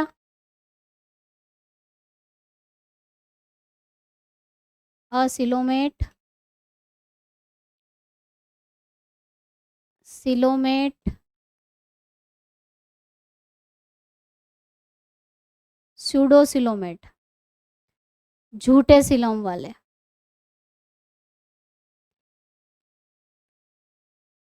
क्या आएगा? सिलोम के लिए ट्रिक, प्लेटीहेल्मिन्थेस तक तो असिलोमेट ही रहते हैं, असिलोमेट रहते हैं, इनमें कोई सिलोम विलोम नहीं, खाली जगह नहीं, असिलोमेट वाले जीव होंगे, ठीक है। उसके बाद ये चपटे होते हैं, ये भी ठीक है मैडम। तो कौन सा ऑप्शन बैठ रहा है? अब ट्रिप्लोब्लास्टिक और डिप्लोब्लास्टिक के लिए ट्रिक याद कर लो। Coelenterata, echinodermata, radial symmetry. Priyanka Chopra, desi girl, Porifera, Coelenterata. तो क्या होगा? ट्रिप्लोब्लास्टिक, है ना। फ्लैटवर्म, ट्रिप्लोब्लास्टिक, असिलोमेट एनिमल होंगे, बिल्कुल करेक्ट है, बहुत अच्छे, वेरी गुड, बहुत अच्छे। जिन बच्चों के भी आंसर आए। आगे बढ़ते हैं। निम्न में से कौन मानव मात्र के लिए उपयोगी नहीं है? Which of the following is not useful for human being? एक अजीब सा क्वेश्चन। मधुमक्खी, केंचुआ, फीताकृमी या रेशम का कीट? ये तो डेली लाइफ का जुड़ा हुआ क्वेश्चन आ गया, ये तो डेली लाइफ का क्वेश्चन आ गया। तो बेटा हनी भी तो हमें हनी देती है, शहद देती है। अर्थवॉर्म किसान का मित्र है, और रेशम के कीट से हमें रेशम मिलता है। अब बचा कौन? टैपवॉर्म। ये तो पैरासाइटिक है, बीमार कर देगा हमको। क्या कर देगा? बीमार करेगा। फीताकृमी, टैपवॉर्म, चपटे कृमि हमारे लिए कोई उपयोगी नहीं, बिल्कुल। चलिए, निम्न में से किससे अधपके मांस खाने से फीताकृमि मनुष्य की आंत में पहुंचता है ना। मीट खाते तो, लेकिन अगर कच्चा कच्चा खा लोगे वो मरेगा नहीं और हमारे पेट में चला जाएगा। Biting undercooked meat of which of the following tapeworm enter in the human intestine? कौन? बकरी, शीप, गाय या सुअर या बीफ? बीफ। क्या होगा? सुअर, पिग, बीफ, पिग और बीफ दोनों याद रखना। चलिए, सीढ़ी जैसा तंत्रिका तंत्र किसमें मिलेगा बेटा? Ladder like nervous system is characteristics of which phylum? सीढ़ी जैसा जो नर्वस सिस्टम है किसमें देखने को मिला है? अब बनेगी खिचड़ी, ऐसे बनती है। अभी भी याद होगा, अभी तो पढ़ा, अभी तो याद हो ही जाएगा। एनेलिडा, प्लेटीहेल्मिन्थेस, वाह, मतलब क्या कह सकते हैं, जो इमोजीज आती हैं, जो कार्टून तुम लोग भेजते हो, सुअर का भी आता है। वाह, किसमें होता है बेटा? प्लेटीहेल्मिन्थेस में होता है मैडम, प्लेटीहेल्मिन्थेस पे टिक कर दीजिए। सीढ़ी जैसा nervous system ladder like, Annelida में मत करना, प्लेटीहेल्मिन्थेस, बिल्कुल।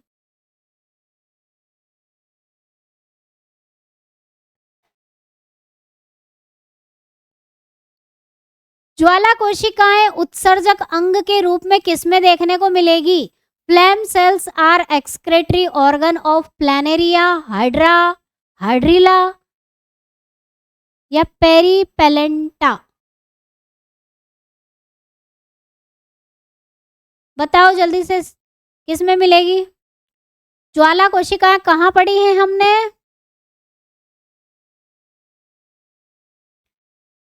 ज्वाला कोशिकाएं कहाँ पढ़ी है मैडम? प्लेटीहेल्मिन्थेस में पढ़ी है हमने। प्लेटीहेल्मिन्थेस में कौन सा जीव आता है मैडम? ये तो सिलेंट्रेटा में आता है, ये तो जलीय पौधा है, पूरी तरह से डूबा हुआ पानी में पौधा, हाइड्रिला। पेरीपेलेंटा हमने पढ़ा ही नहीं मैम, हमें नहीं पता, हमने तो प्लेनेरिया पढ़ा है, जो कि आता है इसमें प्लेटीहेल्मिन्थेस में आता है। Option A is the correct answer. ठीक है, चलो आगे बढ़ जाते हैं नेक्स्ट प्रश्न की तरफ, क्वेश्चन की तरफ। प्लेनेरिया में प्रजनन किससे होता है बेटा? रिप्रोडक्शन इन प्लेनेरिया,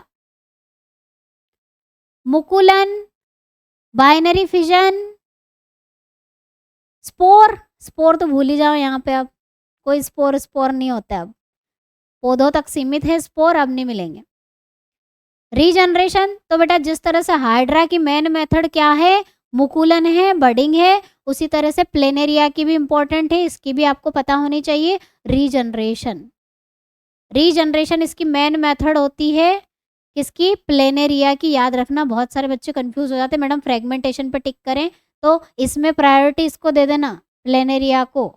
ठीक है, उसके बाद फ्रेगमेंटेशन पे टिक कर सकते हो, अगर ना हो तो रीजनरेशन नहीं दिया हो तो फ्रेगमेंटेशन पे टिक कर सकते हो, बट रीजनरेशन पे टिक करना। चलिए, निम्न में से किसे मनुष्य का रक्त फ्लूक कहा जाता है? Which of the following is known as blood fluke of men? Taenia solium, जो कि हमारी आंत में आ जाता है, या पैरागोनियम, या पेसियोला, या शिस्टोसोमा? किसको बोलते हैं बेटा ब्लड फ्लूक? अभी हमने नाम पढ़ा था, मैंने याद भी करवाया था, शिस्टोसोमा, इसको कहते हैं ब्लड फ्लूक। ये ब्लड में एंटर कर जाता है हमारी स्किन के थ्रू। चलो नेमाटोडा देख लें, और नेमाटोडा में लेवल ऑफ ऑर्गेनाइजेशन यानी कि संगठन का स्तर क्या है? Organ system, system level, system मिलना शुरू हो जाएंगे, अब सिस्टम मिलना शुरू हो जाएंगे, अंग तंत्र मिलेगा आपको, जैसे कि हमारे अंदर डाइजेस्टिव सिस्टम होता है, इस तरह के सिस्टम मिलेंगे नेमाटोडा में बेटा। सिमेट्री कैसी होती है? अब तो सिमेट्री की बात करो ही मत मैडम, हम बता देंगे फटाफट से कि बायलैटरल सिमेट्री होगी। जर्मिनल लेयर कैसी होगी? जनन परत कैसी होगी? तो जनन परत के लिए भी आपको याद करवा दिया है। सभी में अब क्या मिलेगी? ट्रिप्लोब्लास्टिक मिलेगी। अब जितने भी पढ़ोगे सब में ट्रिप्लोब्लास्टिक ही मिलेगी। CR और PCD दो, और एक PCP वाली ट्रिक याद कर लेना। सिलोम होगा कि नहीं? तो ये एकमात्र जीव हैं, याद रखना, वेरी इंपॉर्टेंट है, क्योंकि ऐसी चीजें पहली एग्जाम में पूछ लेते हैं। इनमें ही मिलता है सिर्फ स्यूडो सिलोम, झूठा सिलोम सिर्फ इनमें ही मिलता है और किसी में नहीं मिलता है। नोटोकॉर्ड की टेंशन नहीं है, अपसेंड है मैडम। रहते कहाँ है? फ्री लिविंग यानी कि खुले में रहेंगे, फ्री रहेंगे, किसी के साथ नहीं रहेंगे, अकेले रहेंगे, या फिर पैरासाइटिक होंगे, परजीवी होंगे।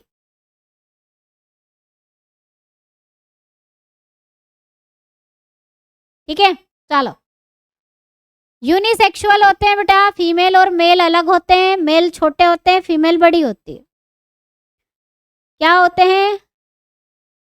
फीमेल जो होती हैं बड़ी होती है, मेल छोटे होते हैं। इससे क्वेश्चन बन जाए बाय चांस कभी, ध्यान रखना। यूनिसेक्सुअल द्विलिंगी होंगे, मेल अलग फीमेल अलग। सर्कुलेटरी सिस्टम और ब्लड नहीं मिलता है, ध्यान रखना। परिसंचरण तंत्र और रक्त नहीं मिलता है। नर्वस सिस्टम होता है क्या? होता है, नर्वस सिस्टम इनमें मिलता है। और कंप्लीट एलिमेंट्री कैनाल मिलती है इनमें, डाइजेस्टिव सिस्टम भी मिलता है। ठीक है, जिनमें मुंह होता है और क्या मिलेगा? एनस मिलेगा। 2 छेद होते हैं, एक से खाना खाते हैं और एक से निकालते हैं, एक्सक्रीट करते हैं। तो कंप्लीट एलिमेंट्री कैनाल अगर आपसे पूछे किस में मिलती है, तो नेमाटोडा में मिलती है। बिल्कुल, किसमें मिलती है? नेमाटोडा में मिलती है। ठीक है, ये छोटे छोटे क्वेश्चन है यहाँ से इंपॉर्टेंट, जो कि बन जाते हैं। एग्जाम्पल याद कर लो बेटा। Wuchereria, Ascaris, pinworm, hookworm.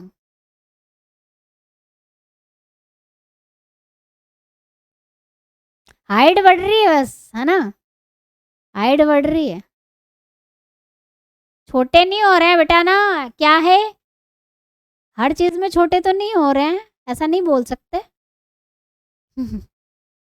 Height में तो बड़े होते ही होते हैं। बाकी वो डिपेंड करता है मैन टू मैन, कि कौन इसका यूज कर रहा है और कौन नहीं कर रहा है, उसके ऊपर डिपेंड करता है बड़ा छोटा। अच्छा, क्या लिख दिया बेटा मैंने? ओ, एक लिंगी कर लो बेटा। हाँ, इसको एक लिंगी कर लेना। ठीक है, okay, thank you so much. ऐसी गलतियां अगर मिल जाए तो बता दिया करो, दूसरे बच्चों का गलती ना हो। एक लिंगी, एक लिंगी या उभय लिंगी, 2 शब्द याद रखो, द्विलिंगी वाला कंफ्यूज कर देता है। वुचेरिया हो गया, पिनवर्म, और हाँ, ये पिनवर्म है ना बेटा, कीड़े, बच्चों के पेट में कीड़े मिलते ऐसा बोलते हैं ना, तो ये जो है पिनवर्म बच्चों के इंटेस्टाइन में मिलता है, पिनवर्म।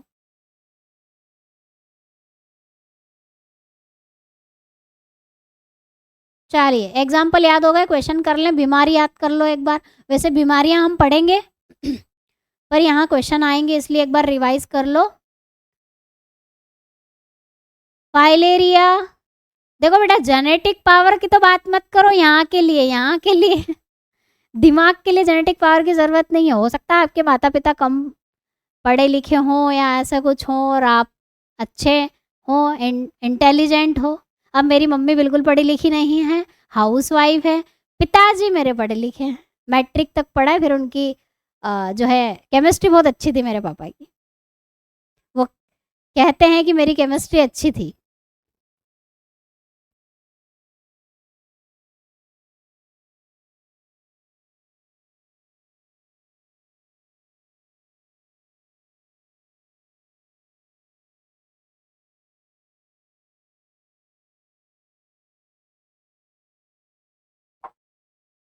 चलिए, फाइलेरिया जो है, फाइलेरियसिस जो बीमारी है बेटा, जिसे हाथी पांव कहते हैं, वो राउंड वर्म से होती है। ध्यान रखना, राउंड वर्म, चपटे कृमि से नहीं, गोल कृमि से होती है। चपटा कृमि नहीं है, पैर सूज जाता है, आप जानते हो।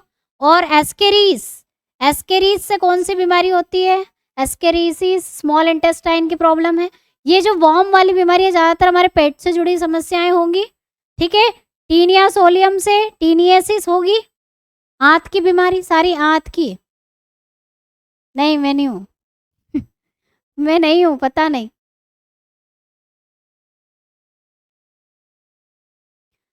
चलिए क्वेश्चन करिए फटाफट, बहुत बातें हो गई बेटा।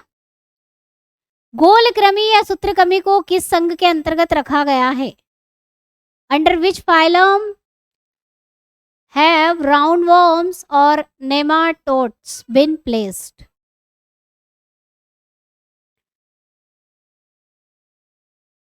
Under which phylum have roundworms and nematodes had been placed? Nematoda, roundworm किस में आते हैं बेटा? ये क्वेश्चन राउंडवर्म का यहाँ से कहाँ आ गया? चलो नेमाटोडा में आएंगे। क्या होगा आंसर इसका बेटा? एनेलिडा, आर्थ्रोपोडा, निमेथिलमेंसिस या प्लेटीहेलमिन्थिस? क्या होना चाहिए आंसर?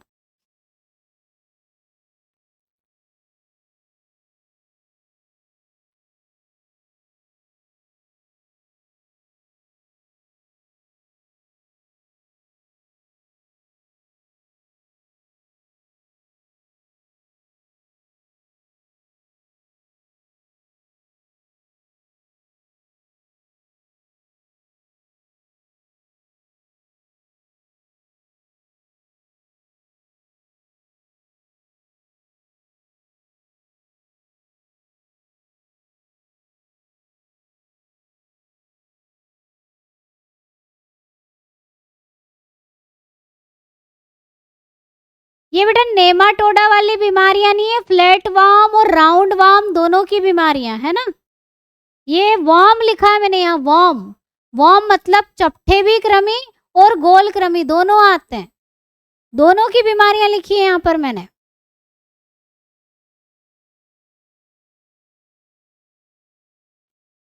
ठीक है, क्या होगा, किससे मिलता जुलता है बेटा? ये गोल कृमि किस में आते हैं? प्लेटीहेलमिन्थिस में तो चपटे कृमि आते हैं। क्या बोलोगे? नेमाटोडा, नेमा से मिलता जुलता ही शब्द लग रहा है, उसी पे टिक करो, बी आएगा, बिल्कुल बी आएगा। चले, एस्केरीज द्वारा मनुष्य में कौन सा रोग उत्पन्न होता है? Which disease is caused by the ascaris in human?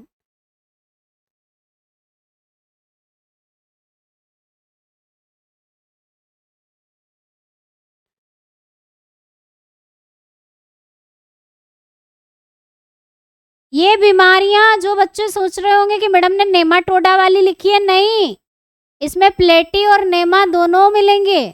ठीक है, कंफ्यूज मत हो, बताना भूल गई मैं। कौन सी बीमारी होती है बेटा? एस्केरिएसिस होती है। एस्केरिएसिस नाम से पता है, ज़्यादा दिमाग लगाने की जरूरत नहीं है, आगे बढ़ जाते हैं। फाइलेरिया नामक रोग किससे होता है? The disease called filariasis occur Ascaris से होगी, वुचेरिया ब्रैनक्रॉफ्टी से होगी, प्लाज्मोडियम से होगी, टीनिया सोलियम से होगी? किससे होगी? किससे होगी? अभी बताया था, इसीलिए बीमारी की लिस्ट पढ़ाई थी कि एक बार वैसे हम पढ़ेंगे, लेकिन आप रिकॉल कर लो। किससे होती है? वुचेरिया से, वुचेरिया ब्रैनक्रॉफ्टी से। हाथी पांव जिसे हम फाइलेरिया या फाइलेरियासिस भी कहते हैं, हाथी पांव भी कहते हैं, हाथी पांव भी इसको कहते हैं, इससे होती है। हाँ, चलो अगला क्वेश्चन है, एस्केरीज पाया जाता है, एस्केरीज इज फाउंड इन, कहाँ पे मिलता है बेटा एस्केरीज? मनुष्य की आंत में, सुअर की पेशियों में, मनुष्य की देह गुहा में, मनुष्य के रुधिर में, कहाँ मिलेगा एस्केरीज? कहाँ मिलता है?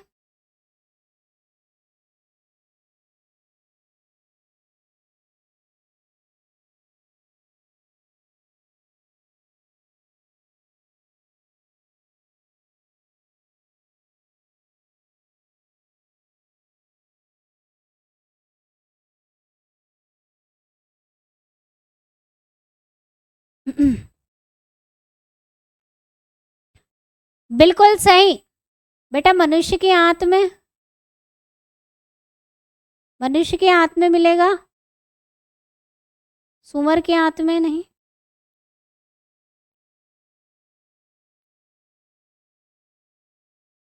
चलिए, अब एक कुछ क्वेश्चन ऐसे मिलेंगे जो कॉमन है। श्वसनी, उत्सर्जक और परिसंचरण तंत्र वाले अंगों रहित जीव कौन से हैं? जिसमें ना तो श्वसन तंत्र है बेटा, ना उत्सर्जन तंत्र है और ना ही परिसंचरण तंत्र है, वो कौन सा जीव है? कुछ भी नहीं है जिसमें, जिसमें कुछ भी नहीं है, वो कौन सा जीव है?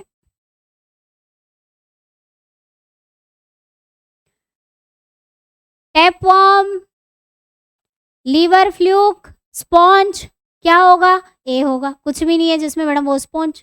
आगे बढ़ते हैं। निम्नलिखित में से कौन सा शरीर कोशिकाओं की 2 परतों का बना है?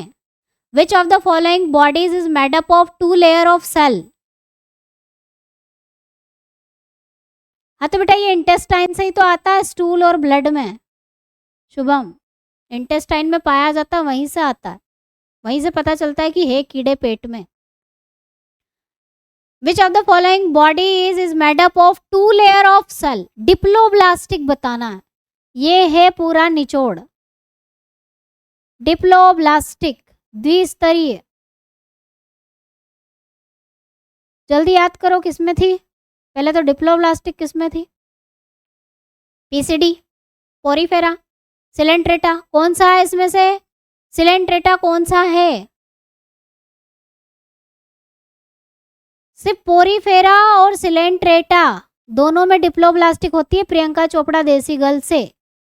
तो पोरीफेरा तो है नहीं, सिलेंट्रेटा में हाइड्रा आता है, तो मैडम हाइड्रा है ना। बिल्कुल इस तरह के क्वेश्चन आ जाते हैं, बिल्कुल जिसमें सब पूछ लेते हैं, वो समझ में आ जाता है कि बच्चों ने कितना पढ़ा है। निम्न में से कौन सा जीव पुनर्जनन और मुकुलन के द्वारा प्रजनन कर सकता है? Which of the following organism can reproduce by the regeneration and budding? दोनों से रिप्रजनन कौन कर सकता है? प्रजनन। खमीर का याद रखना, वेरी इंपॉर्टेंट, हमने पढ़ा है, बडिंग करता है, मुकुलन करता है। हाइड्रा दोनों से कर सकता है। प्लाज्मोडियम मल्टीपल फिजन, बहुविखंडन करेगा। प्लेनेरिया रीजनरेशन करता है। हाइड्रा क्या जाएगा इसका आंसर? हाइड्रा पे हम टिक करेंगे। वैसे प्लेनेरिया में भी रीजनरेशन होता है, फ्रेगमेंटेशन भी होता है, दोनों आंसर हो सकते हैं इसके, लेकिन अभी हम हाइड्रा पे जाएंगे। क्या होगा? हाइड्रा। चल, किसका शरीर कोशिका की 2 परतों का बना है? अभी ये तो हो ही गया, याद ही हो गया होगा अब तो तुमको। पोरीफेरा वाले जीव और सिलेंट्रेटा वाले जीव होते हैं। पोरीफेरा का नाम इसमें है नहीं, तो किस पे टिक करोगे मैडम? सिलेंट्रेट्स, सिलेंट्रेटा, बिल्कुल। नेमाटोडा नहीं बेटा, नेमाटोडा नहीं, ये दो ही रहते हैं जिनमें डिप्लोब्लास्टिक होती है, पोरीफेरा और सिलेंट्रेटा, बिल्कुल। चलिए, हाइड्रा, स्टारफिश, प्लेनेरिया निम्नलिखित में से किस प्रक्रिया के द्वारा उत्पन्न होते हैं? Hydra, starfish, planaria produce by which of the following process? Fragmentation, budding, spore या रीजनरेशन? अब तीनों का मिला के पूछ लिया है, किस पे जाओगे? ऐसे क्वेश्चन भी बन जाते हैं, इसीलिए क्वेश्चन डाले हैं, क्योंकि इसे घुमा देते हैं क्वेश्चन में। ऐसी जो तीनों में मिला, अब स्टारफिश का तुमने पढ़ा नहीं है, बाकी रीजनरेशन होता है।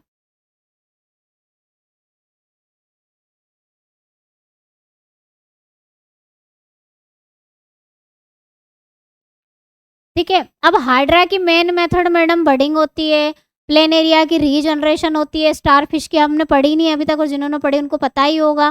तो क्या होगा? ऐसी जो तीनों में कॉमन हो, जो तीनों में कॉमन होना चाहिए, कौन सी होगी? रीजनरेशन, बिल्कुल। कौन सी होगी बेटा? रीजनरेशन, यानी कि पुनर्जनन। फिर इस तरह से क्वेश्चन पूछेंगे तो ऐसे आंसर देना है आपको। अब बडिंग पे नहीं कर सकते, क्योंकि जो स्टारफिश है वो बडिंग थोड़ी ना करेगी, स्टारफिश रीजनरेशन करती है बेटा, उसका भी अगर कोई सा हिस्सा टूट जाता है ना तो फिर से बन जाता है, फिर से बन जाता है।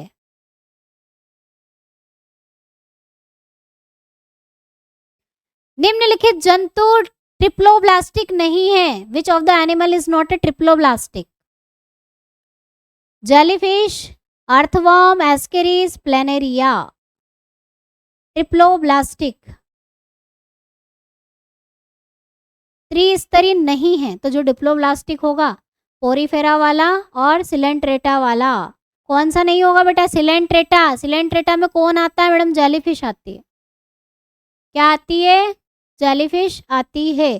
तो ये डिप्लोब्लास्टिक है, ट्रिप्लोब्लास्टिक नहीं होगा। बाकी के सब ट्रिप्लोब्लास्टिक होते हैं। कहाँ से? नेमाटोडा से लेके कॉर्डेटा तक के सब, और प्लेटीहेल्मिन्थेस भी, बिल्कुल। चलिए, निम्न में से कौन सा अंतः परजीवी का एक उदाहरण है? Which of the following is an example of endoparasite, अंतःपरजीवी मतलब जो हमारे अंदर रहता है, किसी जीव के अंदर रहता है और अपना खाना प्राप्त करता है, वो अंतःजीवी परजीवी कहलाएगा। टैपवॉर्म, किलनी, शरीर के जूं या सिर के जूं, क्या होगा इसका आंसर? बेटा जूं तो शरीर के बाहर रहती है, परजीवी तो है, ये पैरासाइटिक तो होती है। जो लीच होती है ना, लीचेस, वो पैरासाइटिक होती है, लेकिन शरीर के बाहर। शरीर के अंदर कौन मिलता है बेटा? फीताकृमि। अभी हम किलनी पढ़ी नहीं हमने, किलनी क्या है?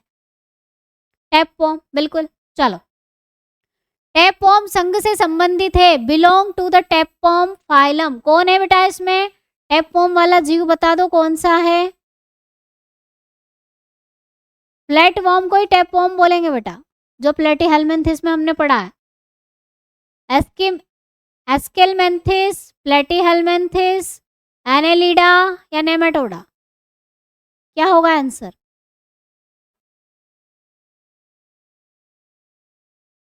प्लेटीहेल्मिन्थेस, चपटेक्रमी। प्लेट, प्लेट याद कर लो, प्लेट से चपटे जीव मिलेंगे, बिल्कुल। सिलेंट्रेटा में ऑक्सीजन विभिन्न ऊतकों को किसके द्वारा पहुंचती है बेटा? Oxygen in coelenterates it supply to different tissue bye.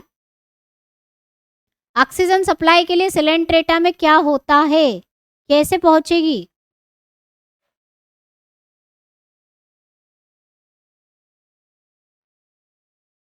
Plasma के द्वारा, डिफ्यूजन के द्वारा, या ब्लड पिगमेंट होता है? ब्लड तो होता ही नहीं, तो ब्लड पिगमेंट जैसे हमारे अंदर हीमोग्लोबिन है वो पहुंचाता है, वो होगा क्या? नहीं। श्वास नली होती है क्या किसमें? सिलेंट्रेटा में कुछ नहीं होता है, डिफ्यूजन होता है, बस डिफ्यूजन, विसरण।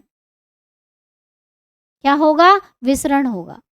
ठीक है, चलो क्वेश्चन का आंसर करें फटाफट से। This one is the last question of the class. आखिरी प्रश्न, सवाल हल करें आज की कक्षा का। स्यूडोसिलोमेट्स के बारे में निम्नलिखित में से कौन सा कथन गलत है? झूठे सिलोम वाले जानवर कौन है, उनके बारे में गलत कथन बताना है बेटा। कौन है पहले तो वही याद करो।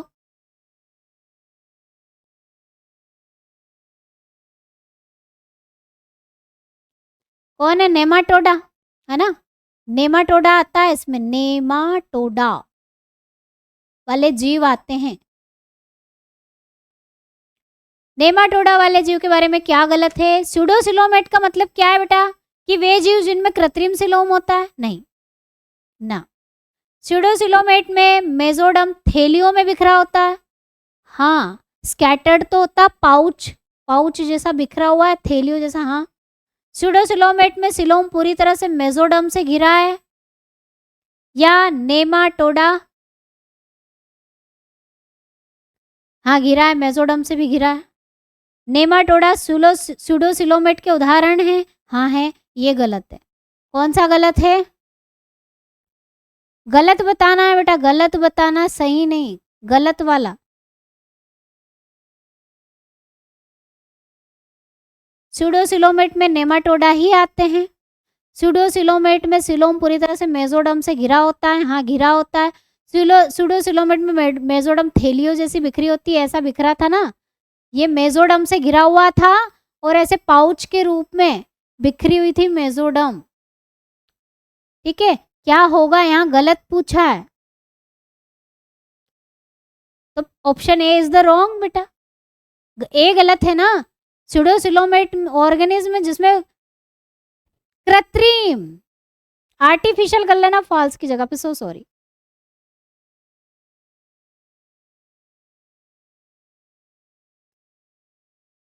आर्टिफिशियल, एक मिनट, इसमें थोड़ा सा देखो, ए आएगा या सी आएगा? ए आएगा या सी आएगा?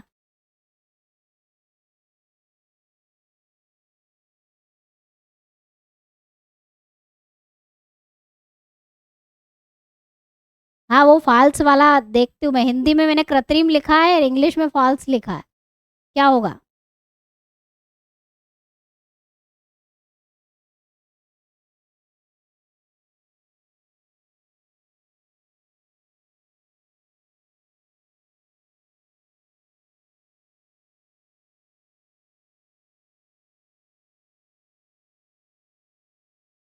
कहाँ जाएं, ए पे जाएं या सी जाएं? ये कृत्रिम सिलोम, हिंदी में तो कृत्रिम लिखा है, इंग्लिश में उसको फॉल्स कर दिया। मान लो आर्टिफिशियल सिलोम कर दो, तो अगर मैं आर्टिफिशियल सिलोम इसको कर देती हूँ तो क्या ए गलत है या सी गलत है?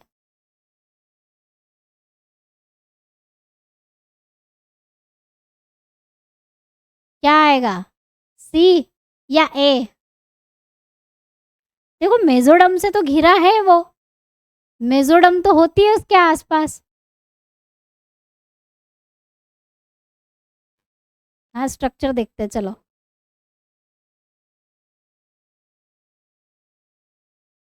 स्ट्रक्चर देखो, ये रहा, कंफ्यूज कर दिया क्वेश्चन ने।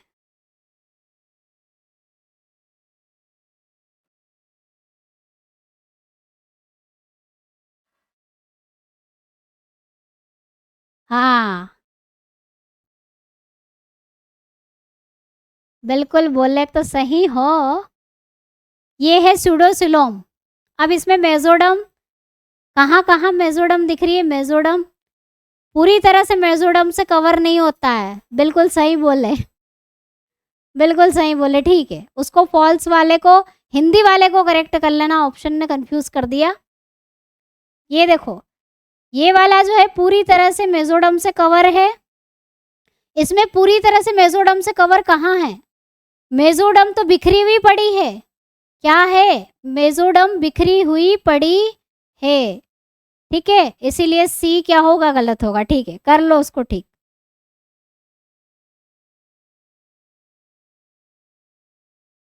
ठीक है, तो इसको जरा मैं ठीक कर दूं। यहाँ पर कृत्रिम को काट देना, इसकी वजह से कंफ्यूजन हुआ था। इसे लिख लेना झूठा, इसे कर लेना क्या, झूठा सिलोम। और इस हिसाब से जो क्वेश्चन का आंसर आएगा वो सी आएगा। क्या आएगा? स्यूडोसिलोमेट में सिलोम पूरी तरह से मेजोडम से घिरा नहीं है, क्योंकि मेजोडम तो ऐसे पाउच के रूप में बिखरी हुई है, आधा अधूरा कवर है। अगर पूरा ऐसा होता, पूरा ऐसा होता तो हम बोलते कि पूरी तरह से मेजोडम से घिरा हुआ है। ये लो देखो, इनको मजा आ गया कि मैडम का गलत हो गया, मेरा सही हुआ। अच्छी बात है बेटा, बहुत अच्छी बात। ठीक है, तो ऑप्शन सी करेक्ट जाएगा। वो इसने, इस ऑप्शन ने जरा हमें कंफ्यूज कर दिया था। या इंग्लिश में तो ठीक लिखा था, हिंदी में कृत्रिम लिख हो गया था, वो ट्रांसलेशन मिस्टेक, उसकी वजह से गड़बड़ हो गई। ठीक है, आर्टिफिशियल नहीं है वो, झूठा है, उसको झूठा कर लेना बेटा, झूठा है ना।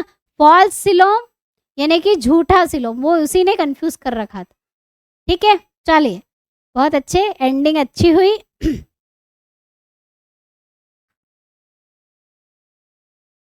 नहीं आर्टिफिशियल हटा लो, वो झूठा, वो ट्रांसलेशन मिस्टेक हो गई है बेटा पांडे।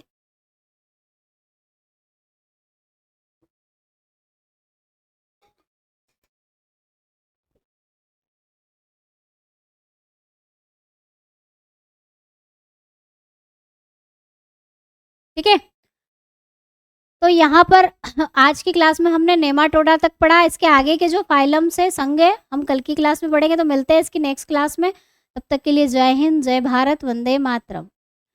बेटा 5 बजे वाली क्लास थोड़ा आराम आराम से रिवीजन करते हैं। शुभम, कोई जल्दी नहीं है ना, बहुत सारी चीज़ें आपको, बहुत सारी पेंडिंग में चीज़ें प्रोवाइड करनी है ना, और मैं अकेली टीचर हूँ तो थोड़ा सा टाइम चाहिए। 5 बजे की क्लास अभी मुझे फोर्स मत करो। अभी आप बायोलॉजी पढ़ लो, केमिस्ट्री स्टार्ट हो जाएगी, टेंशन ना लो, फटाफट निपटा दूंगी मैं।